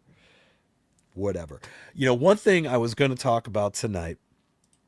I got another super chat here, Dallas. Oh no, you did. I did that one. I'm sorry. Thank you, Dallas. We're going to talk about ghosts. We're going to talk about ghosts tonight. And the reason why I decided to talk about ghosts is because my family is all of a sudden, with the passing of my stepfather, had some supernatural occurrences happen this past week. So before I get into that, I just thought I would share a couple ghost stories. And this is where we'll roll out for the rest of the night, just on ghost stuff. And as you can see, I got the green booger Ghostbuster guy behind me. But I was going to share with you guys my first ghost experience that I ever dealt with. And I was a young boy at the time. I was living in New Jersey. The town that we lived in was called Belle Meade. It was near Somerville. And there's a lot of history to the East Coast there, whether it's Pennsylvania or Jersey or New York or whatever. There's just a lot of American history there. And where I lived was a lot of farm. There was a lot of old abandoned farmhouses and things. This will come into play later. But my room, it was a typical like 70s bedroom. I had curtains. I had those shades. You ever heard of those shades? Like you pull them down, and like to make them go up, you got to like kind of tug on them. You got to like tug it, and the thing goes up. I never see those anymore. But anyways, that's what I had, and they were on like a reel, and they were down. Well, anyways, I was a little boy and I was sleeping. Now I did ask AI to help me with this, so I'm gonna put a creepy photo, to kind of give an idea. You see this little boy sleeping here in bed, just having peaceful dreams.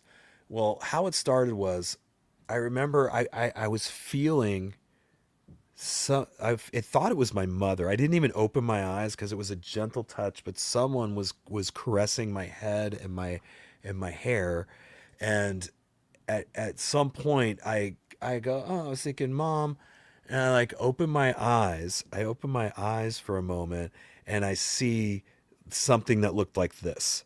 It was like an apparition type scenario that was dressed in the old like 1800s drab, not exposing any skin, really, kind of how they dressed back then. Woman, and it was not an evil entity. In fact, like, when I looked up, she was like, oh, it seemed like she was admiring this. She knew that this was going to be a future huge rock star. No, I don't know if she did that. But no, she was like admiring like this boy. You know what I mean? I felt like it was almost like maybe a great grandma. Who knows? I don't know. But it was caressing me. But when I opened my eyes, regardless of her going, oh, I was like, ah! And this is where it kind of got trippy. She was like, oh, no, no, no. Like, she was like, don't scream or cry. No, no, that's not, like, that wasn't her intention to scare me. It's, oh.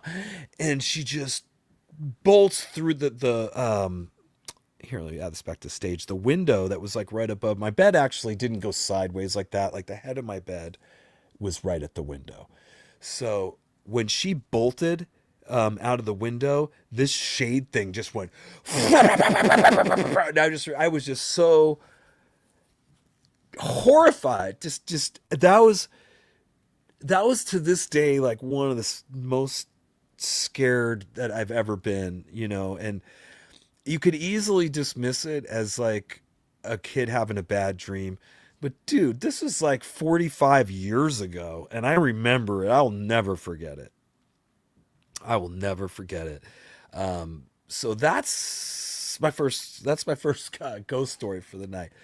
Now, moving forward, as we know, you know, my mother and my stepdad were very close. They've spent the entire last 35 years like inseparable. They go everywhere together.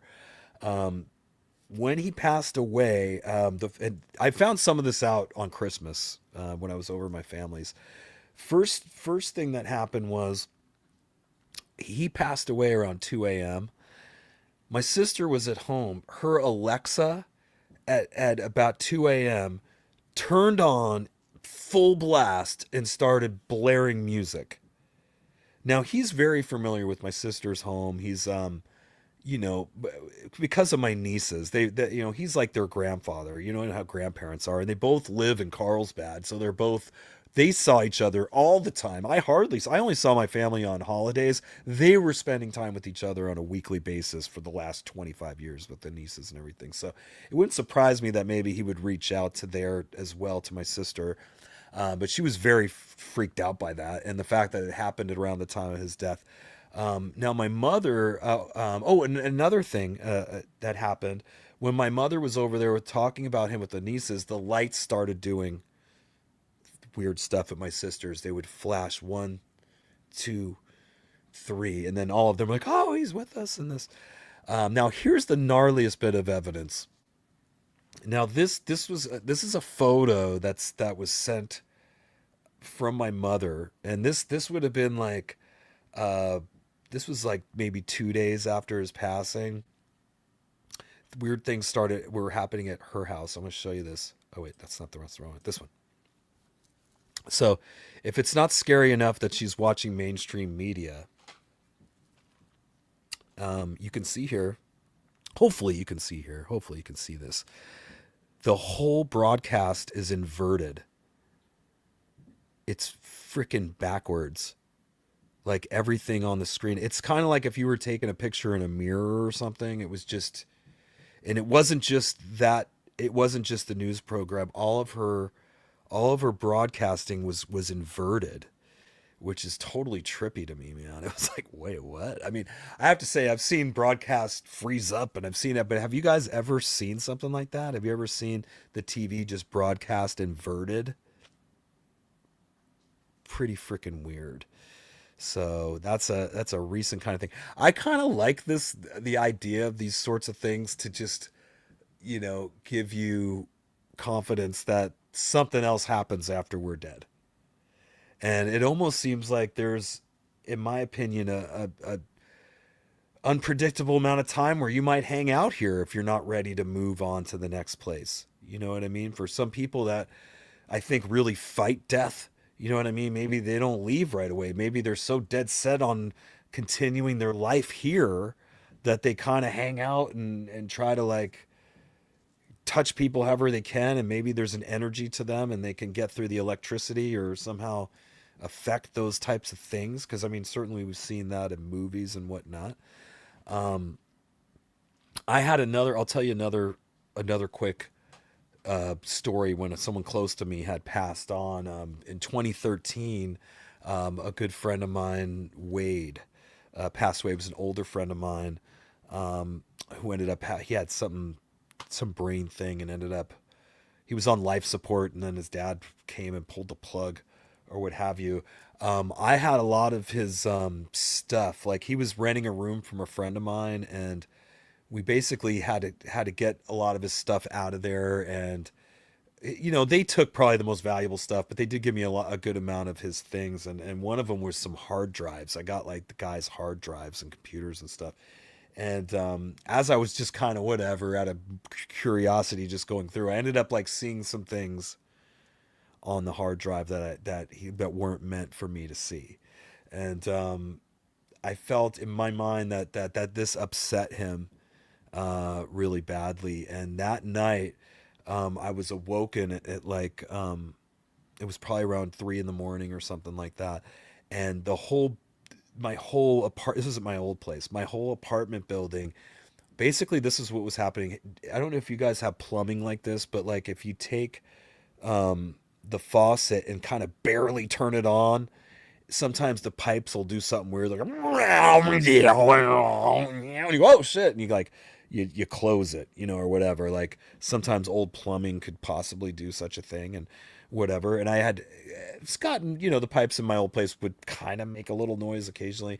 This was definitely something coming out of those pipes, but it was so angry and violent, and it shook my whole building. And at this time, the way our apartments, each building was like apartment on top, apartment on the bottom. No one was living in the apartment beneath me. It happened to be no one right then. So it's not a question of, oh, the people below tweaked the faucet a little and made this happen. And by the way, who would tweak it and make that god awful sound and let it keep doing that? I mean, when it makes a sound like that, you would do whatever it takes to close it up. I feel that it was him enraged that I had come across this, and his little secret was revealed. I don't know, man. It was pretty trippy. So, woo, three ghost stories for you guys. Sexy times. I hope you enjoyed those. NCP, yeah. What's this? Love Tellies. I couldn't find the Piranha website. Well, that's because it's Pariah. It is Pariah. And I will, let me see. Oh no, I guess this is where I would look that up. And I think I can add an image file from my desktop. No, that's iCloud Drive. Oh, is that where that is? Oh, neat, interesting. Okay, I do have the Pariah advertisement right here. That's how you spell it. And that's the Rip and Grind. And that's the Rancor head. And I have the Rip and Grind in my white Les Paul, and I put this Rancor head in my Gibson SG. But pariahpickups.com, and that's how you get those. Boom. Going back here. Do you guys have any ghost stories tonight? Let me know. Mercuro Chrome Blues. Jakey Lee and Adrian Smith play Charvel, so it's legit. Oh no, they were always the best shredder guitars going back to the 80s.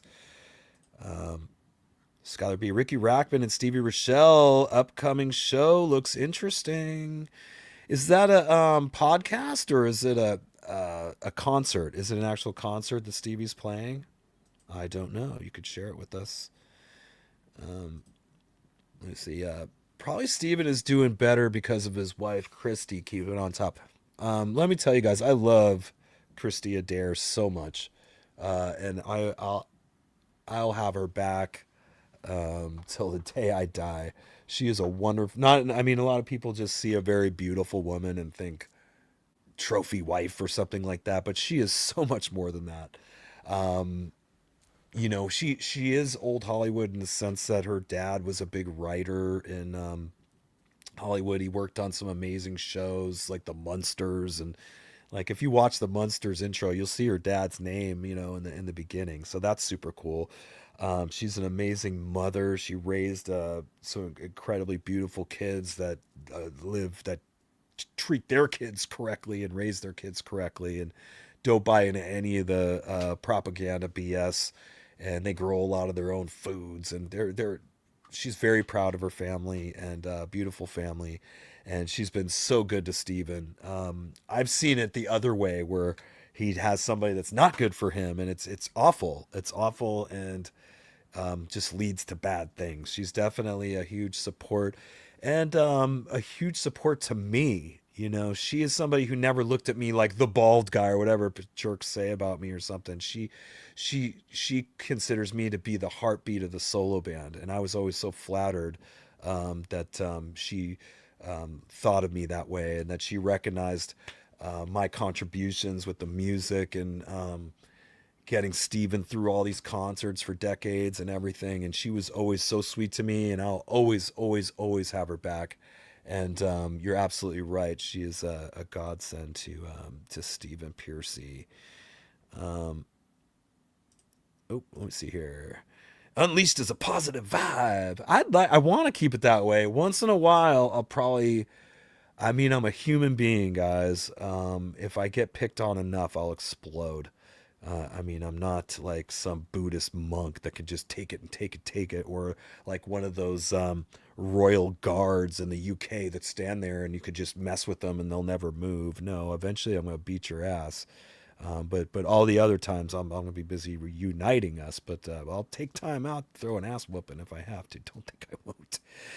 Thomas Bailey, if not a Rolex, at least a Timex or a Swatch. I'd be way down with this. I almost bought a Swatch watch last year. I was like, ooh, it was in the cart, you know. I was like, they brought them back, and I'm like, Swatch watch, Swatch watch. I had the one with the swirls, the Twilight Zone or whatever, the hypnotized eyes one. I always thought that was badass. See if I'm missing anything. Pearcy, Stephen Pearcy. Pearcy should provide medical, dental, 401k, and profit sharing. Yeah, you know, but we're not employees. You know what I mean? It's like we're basically just contracted out. We're hired guns, man. I mean, I have a deal with the records. You know what I mean? We're all, you know, we 50-50 the publishing or whatever, the writing and stuff. I give the music, he does the vocals, and it's a good marriage right there. We just kind of 50-50 that stuff. But yeah. Anyways, differing opinions. Skylar, loving you is a dirty job. Loving you is such a dirty job. Christy is a very smoking hot lady. She is gorgeous. She really is. But she's gorgeous on the inside, so that's what amplifies the outside beauty. I mean, there's definitely good looking people that are wonderful people on the inside, but man, some people can be pretty on the outside and very, very ugly on the inside. And personally, I like ugly people. I'm not gonna lie. Like I will not choose you on what you look like. I mean, you have to have a good sense of humor. If you make me laugh, I mean, you're in. I will always, and it doesn't matter how weird you look, how fat you are, how skinny you are, whether you have hair or no hair or anything like that. Like, I can't be somebody who hangs out with people for looks. That's just, I can't do it. Thomas Bailey, for nostalgia, Motley Crue played the 25th anniversary of Dr. Feelgood from the bottom of the top. Well, the record player did anyway. Yeah, I mean, it's tough to probably, it's just when you're doing a story, when you're doing a whole album, there's going to be songs that were just more studio versions that you just kind of tried to make it as good as you could, but it's kind of hard to pull off live. Yeah. What's the backstory on the Mohawk, bro? Not much of a backstory other than, you know, I started getting the elusive yarmulke bald spot. I'm not Jewish, but you know, just the crown was starting to thin out. For me, it was like kind of accelerated because I was in a pretty bad car accident when I was about 19 years old. I didn't have a seatbelt on. I flipped a car on the California freeway going like 90 miles an hour up an embankment, and probably should have died then. You know what I mean? But I survived it. I had to get a bunch of stitches in the back of my head, and you can have shock loss from those kind of things. I remember when I came home, and I finally was washing the blood out of my hair. I had long hair at the time, and it was just coming out in clumps, and it never fully recovered. Even though I was so young, I was like in my early 20s. I still, had the thinning back there, and then I, of course, I shaved it first, and then I wasn't ready for that yet, so I got a short hairdo for like a couple years. But then by probably about 24, I was playing in that I was playing in heavier bands, and I just go, you know what I'm going to embrace this, and just like, I have hair here, I'm just going to shave it all. And I actually, on the hair metal guru, he asked me about this too, and I this is the way I explained it. I had like a vision of a rhinoceros, like how a rhinoceros has the one horn, and but they're like, you wouldn't fuck with a rhinoceros, would you? You wouldn't be all, hey, you fat bald rhino. I mean, he's gonna fuck you up for that, right? So I don't know. I just that was what I went for. It was like, it came to me in a vision. I go, I'm doing it, and so I just started sticking it up and doing a mohawk, and I just didn't look back. I mean, I've had that look for most of my adult life at this point. I mean, I guess if I had awesome hair and could have it all long still, maybe I would, but I don't know. It's like, that's part of the humbling that I was talking about. You get humbled, and you realize you're just a regular Joe at the end of the day. And I don't know. It makes me stronger. I always like to think of that one Jane's Addiction song where Perry Farrell's all, I am skin and bones, I am pointed nose, but it motherfucker makes me try. Right? Is any of the guys with hair in my band writing the records? No. I am the bald guys right now. So, anyways, never heard a bad Rat song. Well, that's true. They spent like $1 million on every one of them. Better not hear a bad one. Rankin, did you have any personal interactions with Ace Frehley on the dates you played with his band? I didn't. I was in the same room with Ace. I didn't. I'm not a guy who forces himself upon famous people. Like, oh, that's a famous guy, I have to go up and force myself upon him so I could tell people how I talk to him. Like, I'm more sympathetic to people, and I don't really think of that much of myself. Like, I'm like, Ace Frehley doesn't want to talk to me. He could give a shit. And so I don't. So I just sit there. Obviously, Scott Coogan was in our band for years, and I know a lot about Ace personally through Scott. But I've been in the same room as him. I mean, we've had backstages like right next to each other. And one time last year that sticks into my head is when he came out, after, because he was opening for us, by the way. But he comes out, and I always thought Ace was like an average height dude, but the guy's like 6'5" or six. Like, I was like, kind of, what? I like looked up, and because back in the '70s they were wearing boots on top of that. Those guys must have seemed larger than life. Kiss walking, already being tall, and then wearing boots like that. Ace Frehley's tall, dude. It kind of threw me off a little bit when I met him. Okay, Thomas Bailey. Nikki Sixx is so talented a bass player. He can play lines and notes without touching the strings. Well, I mean, if it's true that he wrote all the songs, that's pretty incredible. And to be honest, like all the glam rock, most of that era, the bass was so not a big, like, super important part of that music. And especially in metal. I mean, obviously, Justice for All. And Justice for All is like one of the biggest argued albums. I mean, they didn't even put the bass on it. That's how important it was. My first bands, when we played, like we were doing Metallica covers, we didn't even have a bass player. No one noticed. So Way Cool Jr.'s Rat's Bad song. It's I could see where some people started having opinions. Differing opinions, excuse me. I'm having trouble talking tonight. Differing opinions on the songs. At this time, Way Cool was a Rat song, but they did have like writers starting to come in towards the end. I feel like by Reach for the Sky and Detonator, they were starting to like have songwriters involved. Diane Warren was one of them. I mean, she had written, "The Lift Is Up Where We Belong" with Joe Cocker, and like she had done these huge songs. The next thing you know, she's co-writing "Giving Yourself Away" with Steven. The Point Break song, "Nobody Rides for Free." They did not write that song. That was written by some other dude who hated how Rat did it. I mean, Steven didn't want to play that song for the longest time because he was annoyed that the guy didn't like it, how they did it. And I mean, it was a cool song. I remember thinking Nobody Rides for Free was badass in the movie Point Break. I mean, I dug it. I don't know. Black Phillip, no shit. Always been a massive Stephen Pearcy fan. I'll be stoked to hear you guys collaborate. What? WTF? Trying to keep it a kind of clean show. I'll cuss a little bit. Jim Martinez, I really enjoyed when you guys played The Morning After. Sounded killer live at the whiskey. Yeah, I'm down with that. I'd play The Morning After, and I got enough time. I'll learn those solos. The biggest thing on learning solos, which any aspiring guitar player or anybody who plays guitar out there, when you go on YouTube, go into the settings and on audio playback, you can take the songs down to half speed and it keeps the pitch. If I knew that, I would have always been killing it on the solos. But some of the stuff Warren did was so fast I couldn't figure out what he was doing. But now I could, so expect to see it done pretty close to the original.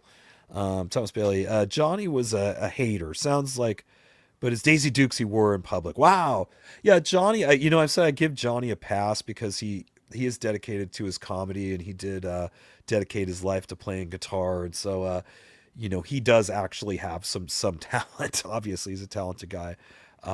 He was mean to me. He was pretty mean to me during the band, his tenure in the band. But we also had some funny times together too, and made each other laugh. And I've liked to say that when it ended there, I feel that we ended on good terms between he and I. You know what I mean? He and I did not end on bad terms. In fact, his last words to me were "call me anytime." So we know Johnny pretty well. He would not say that to me if he didn't mean it. He's not somebody who's going to say something he doesn't mean. Skylar, Crestor, not Lipitor. So I don't want to speak. I don't want to tell you what to do. I don't know, Skylar, your health situation. You know what I mean? Like, if you're very overweight or obese, maybe you need to be on that more. You know what I mean? Maybe the risks of this aren't as much as the other risks. But if you're not, obviously they wouldn't put you on it unless your cholesterol was high, but I feel like they've changed what those ranges are. Like, it used to not be a problem, and now all of a sudden Big Pharma says it's a problem and you need to be on our pills, you see. Well, if it wasn't, our grandparents were living to like 80 and 90 years old. What they didn't have these. I don't know, man. Thomas, I don't take statins. Make you have joint pains. Is that what's making me have joint pains? I will tell you, I do have anxiety. I do have high blood pressure, and I probably got to stay on the blood pressure medicines. I think it'd be safer for everybody, because that's when I lose it, is when my anxiety's through the roof and my blood pressure's through the roof. You just better get the F away from me. 35 years on the job with my ball and chain. Yeah, the blood pressure meds and Lipitor can be tricky. Plus, it's made by China and India. What could go wrong? Everything.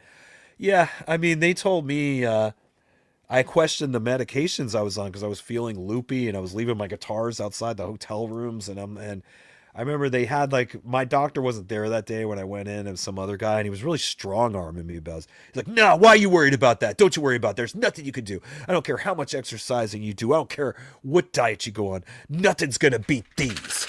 But as I told you, like, sometimes you find out that these pills give you, like, maybe a 10% better chance than somebody who didn't take them. It's never, like, crazy difference or something. And a lot of times all these pills have a terrible side effect to them that could definitely watch that M. Night Shyamalan movie Old and see what I'm talking about there. Eventually their pills will kill you too.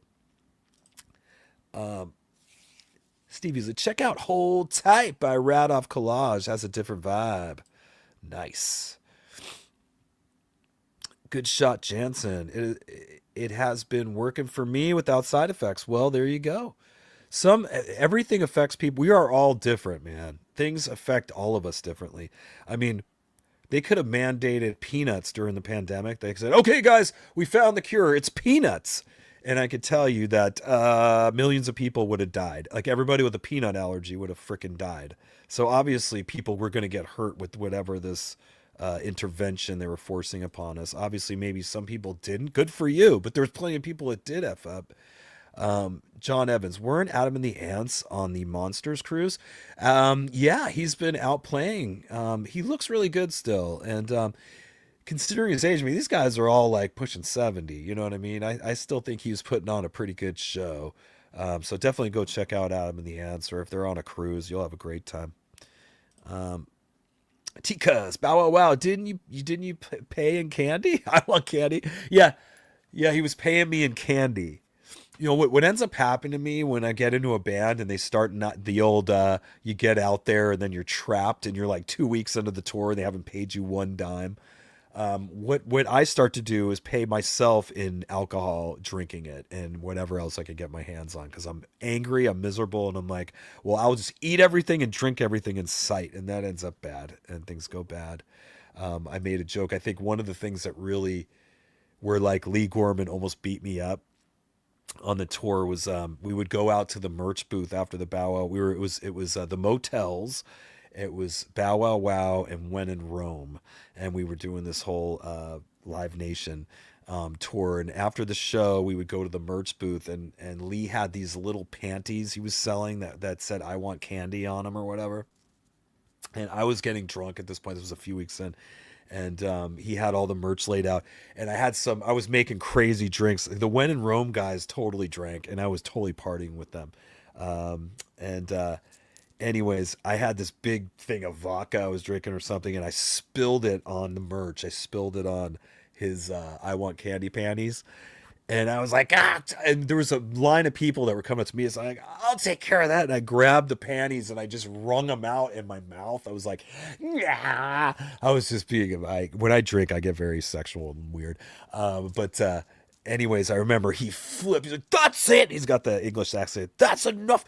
And he grabs me and and I was kind of letting him. He's shorter than me, but I was kind of just going with it. I was just kind of limping out. I wasn't gonna like fight the guy. I was drunk and laughing my ass off. Actually, I was laughing as he was beating me up. But he threw me out of there, and he was like, I was never allowed to go to another meet and greet. And then they were starting to do the whole intervention thing, and oh man, it didn't end well. He'll never ask me to come back to that, and I'm not gonna go anyway. I mean, he's at the point where he needs to get people that are just getting into the business. I just saw a band photo for like Black Flag. It looked like one old guy and four 13-year-olds. I was going, this guy gets it. It's your boy Jerome. Eric, if you're wondering why Tyrone and 70s guys are beefing, it's because the 70 guy's girlfriend broke up with him for Tyrone. Oh, that's kind of sad. I mean, I would question this lady, but whatever. Maybe she did the first guy a favor. You know, that's what I try to say. Whenever I've had my heart broken, you know, that pain passes, and you find out that that was not the right person for you, and it's a good thing it ended because you then go on to meet that right person who is going to be your companion forever. So that guy did you a favor, man. You found out. You found out. Sleepless Rocker, the medical episode was monetized by Waste Some Time instead of asking how much Eric's bills are. Yeah, I mean, he's done, you know, he's also another person who had everything paid for but did a bunch of fundraisers, which I think is terrible. But yeah, that whole incident, the behind the scenes on that, you know, I was having a heart attack and they were made aware of it. And one of Jay's favorite things to say is how, oh, he told Steven, but he didn't care about you. They just continued to sell their merch was more important than knowing who was dying. You know, whatever. He tries to make he really hates my relationship with Steven. He's very, very jealous of the 40-year relation 35 40-year relationship I have with Steven. He'll never have that, and so it bothers him.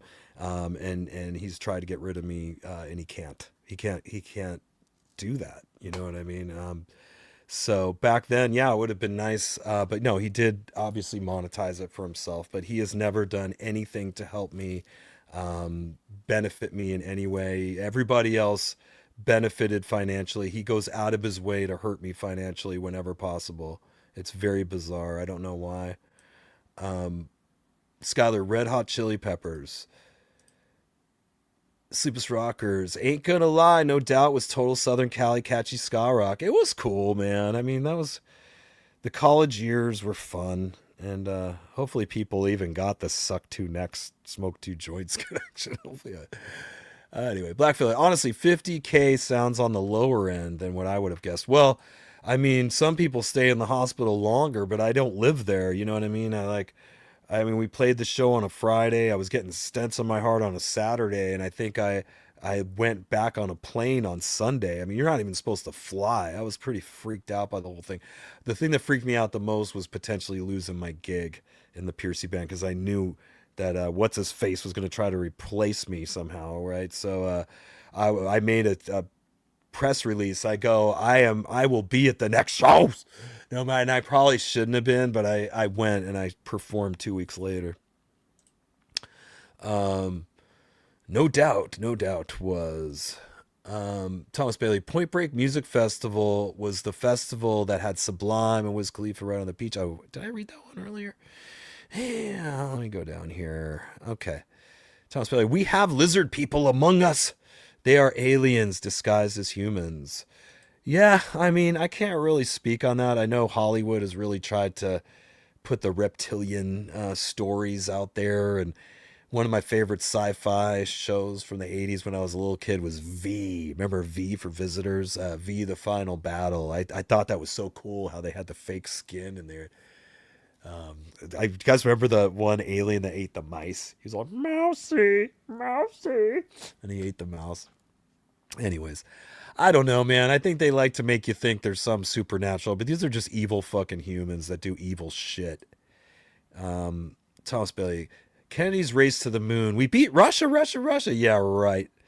I mean, it was the space race. They're all in on it, guys. They're all in on it. You know, going back to the Admiral Byrd thing, as soon as Admiral Byrd had found all the extra land and he bragged about all the resources that were out there, plutonium, gold, oil, all everything, like all the countries were ready to go in there and start splitting it up and carving it up. But what did they do? They all signed the Antarctic Treaty. Look up the Antarctic Treaty. When in your life have you ever heard of all these countries agreeing to not use this abundant amount of resources that we are told are scarce when there's a whole shitload of them over there? What it is, I think they found something. I think they discovered possibly an edge to our realm, a final edge, if you will. Not a drop off, but maybe some super high wall. I mean, being by the ocean, I can believe it. You know, the planet has an abundance of water on it, but it's always finds its level. It's always flat. And I think it's as simple as huge walls holding in the water. I don't believe that water can lay flat while spinning 17,000 miles on a spinning ball. I don't believe any of that. It's flat as fuck, guys. Come on. Blue Marble was supposedly taken by an astronaut from the Apollo spacecraft. Yeah, but nah. You know, there's footage. Watch a documentary called "A Funny Thing Happened on the Way to the Moon." There's footage of them faking how far from the moon they are. They like actually have them some of the same footage that it's basically Walt Disney footage, guys. It's basically the whole Apollo thing was basically a Walt Disney production, like the old Disney movies we'd watch in the 70s and 60s and stuff. That's all it was. But they show them with a cutout, like they're holding a cardboard circular cutout to make, because it looks like they're in low Earth orbit, but they're trying to make it look like they're halfway to the moon. So they have a little cutout they're holding in the window, and there's some B-roll footage that had got out somehow.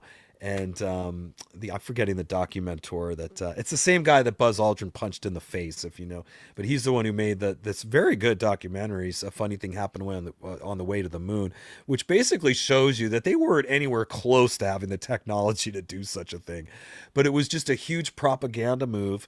But as far as them finding out really what the Earth is around the 1950s and the connection with Admiral Byrd, they really had to get control of the narrative right away. So they were like, no, let's go with it. We're going to definitely say that it's the ball, like the Freemasons have been saying for the last 500 years. We're going to keep to that. We'll stage this mission. We'll give these dumb people a painting of the earth. We'll tell them that's the earth, and then we'll go ahead and continue to steal their tax money and just give them stupid videos of guys in ape costumes putting the Super Bowl winning Super Bowl team on, and they'll show the same move of them sitting out on the ISS, right? And they're always like doing something out there. Like, this is the most poorly designed thing in the history of ever. Hey, let's design the space station that you have to like actually climb out and go outside to fix the TV antenna on it.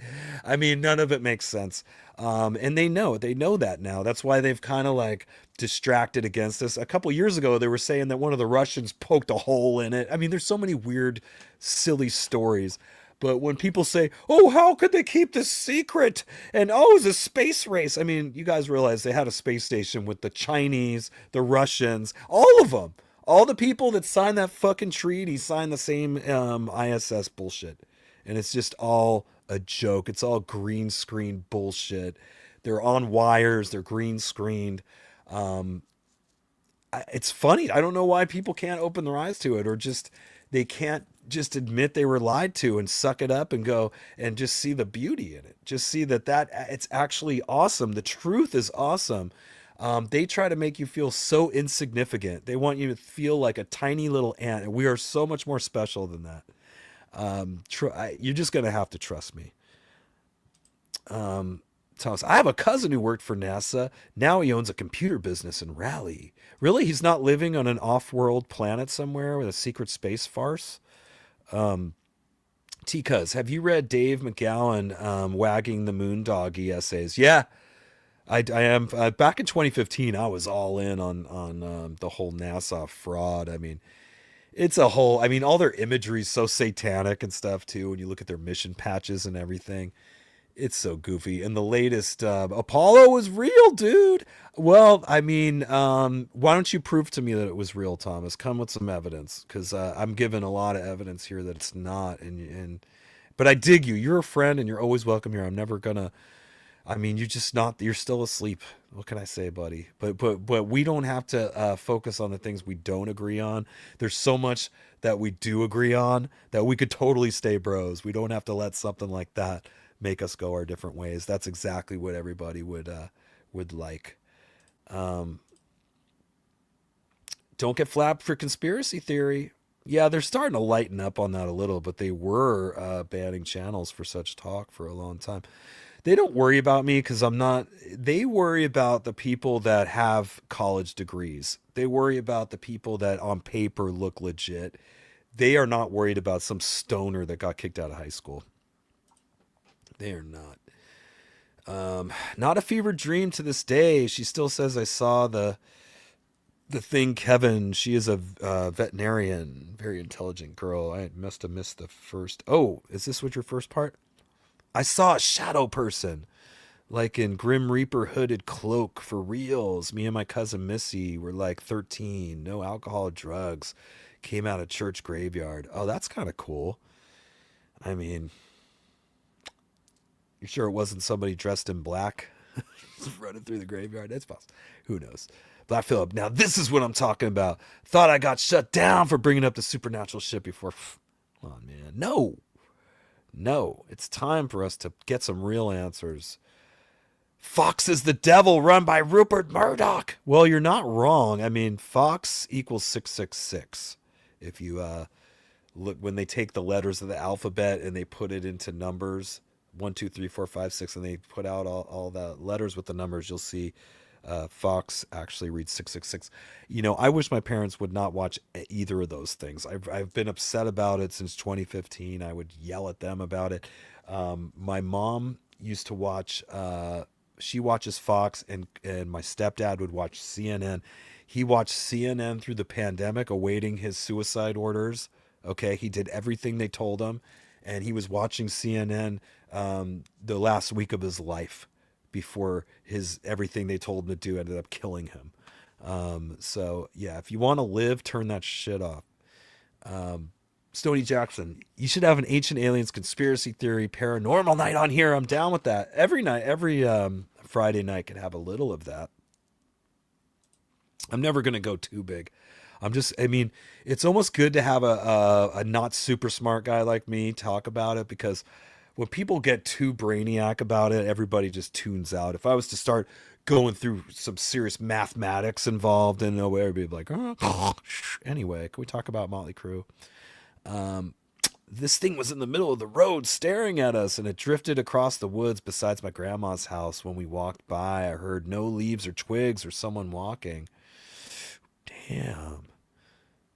That is pretty crazy, dude. David Mills, she is definitely a class act. Oh yeah. Christy is a great person. Christy's a great class act. Absolutely. She's absolutely a class act. Dallas, you and JM sing great as a team with Steven. How do you work that out? But sometimes we will discuss what harmonies people are doing in certain situations.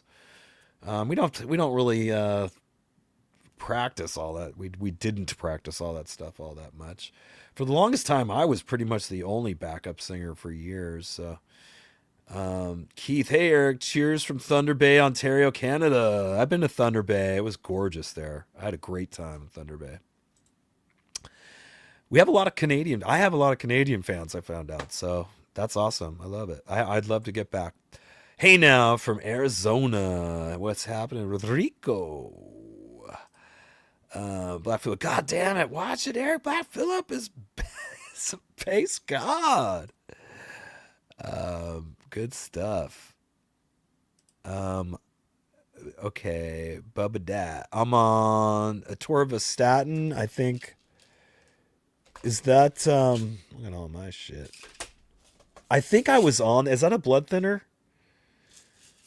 That's a blood thinner, right? Because I was on that, and I was super stoked that after I did the nuclear test, they told me that I didn't need to be on that anymore, and they took me off that blood thinner. So hopefully that'll be the same for you. Alex, I'm new to this channel. I just wanted to tell you a funny story. My uncle paid me in candy so I wouldn't tell my parents we played the touching game. Wow, yeah, the candy thing, that really does work for kids. I'm sorry that happened to you, but don't feel bad. I think all of us had something like that happen to us, man. We just don't talk about it. Thomas Bailey, the Madeira twin vax leads to pericarditis. Yeah. The Judas Priest guitarist, I think, that could have been what happened to him, man. But definitely myocarditis, pericarditis. They're starting to come out and talk about it more finally. Eric, I want to thank you for guitar lesson. You rock. Luke. All right, Bubba. Luke. You're welcome, sir. I'm sorry. Yeah, I haven't been. I'm not really a guitar teacher, so that's why no, don't get bummed on me. I'm just not into so much doing that. Thomas Bailey, yeah, I was riffing on that old V show, the reptilian aliens under human skin. They redid it with that hot chick from Jag. I wanted to watch that. Was it any good? The V, the remake? I missed it. I'm so impressed about Antarctica, flat Earth, baby. Yeah, it's pretty cool. I was reading some Antarctic books. I mean, I don't know all about Admiral Byrd, like how legit all that was, but I'm pretty sure they whacked him. He ended up going on a kind of like a 60 Minutes show back in the 50s. I forgot the name of the show, but he went on there and he was very forthcoming and transparent to the American people on this show, where he described all the land and resources that were over there. And at that time he did the interview, he was assuming that they were all getting ready to go divide it up. But shortly after, they did that Antarctic treaty, and this is a treaty that's not going to expire for like another 70 years from now. So this is something they never want you to go. And there'll be people that'll go, you could go to Antarctica. No, you could go to the kind of inner parts or whatever, but you can't go past. They have a whole Antarctica army force just to protect that place. You're not getting in there. Great content as always. Thanks, Eric. Mark Meninga. You're welcome, sir. Sleepless Rocker. CNN is the clown news network. Whoa! I say the CIA network. Yeah, Anderson Cooper is son of the Vanderbilts. Absolutely. Is he doing the New Year's Eve thing or not? We do. I mean, they're so it's two gay dudes. They're so silly that it's almost entertaining on New Year's Eve. Just watching them get drunk and giggle like little girls. Tina, what is your opinion of John Sykes' song "Dawning of a Brand New Day"? Lots of truth in that tune. Well, Tina, I'm gonna have to check that song out because I'm not familiar with it. But as a guitarist, he was definitely one of my favorite. I mean, the stuff he did on that Whitesnake record for me. I mean, that was my generation. Um, Super awesome. I love his playing. Breed 2233, nice job with the show, man. You got this thing up and running on 8 cylinders pretty quickly. Good luck with it. Well, thank you. I mean, it's gonna take more than luck. I'm gonna need you guys to God. What is okay? No, good. Did I miss any super chats here? Anyways, I'm gonna need you guys to really get it going, and Hey, bud, let's party. so we can keep partying. Sexy times. Danger is my business. Anyways, all right, guys, it's getting late. This was a good hang tonight, man. We went all over the place. We talked about our Christmases. We talked about ghosts. We talked about what the planet really probably is. All kinds of crazy stuff. But it was a lot of fun. And Tuesday, Fright Bite. You guys better be there, man. Be there for Dahlia. Be there for Count Cracula. And we will see you there.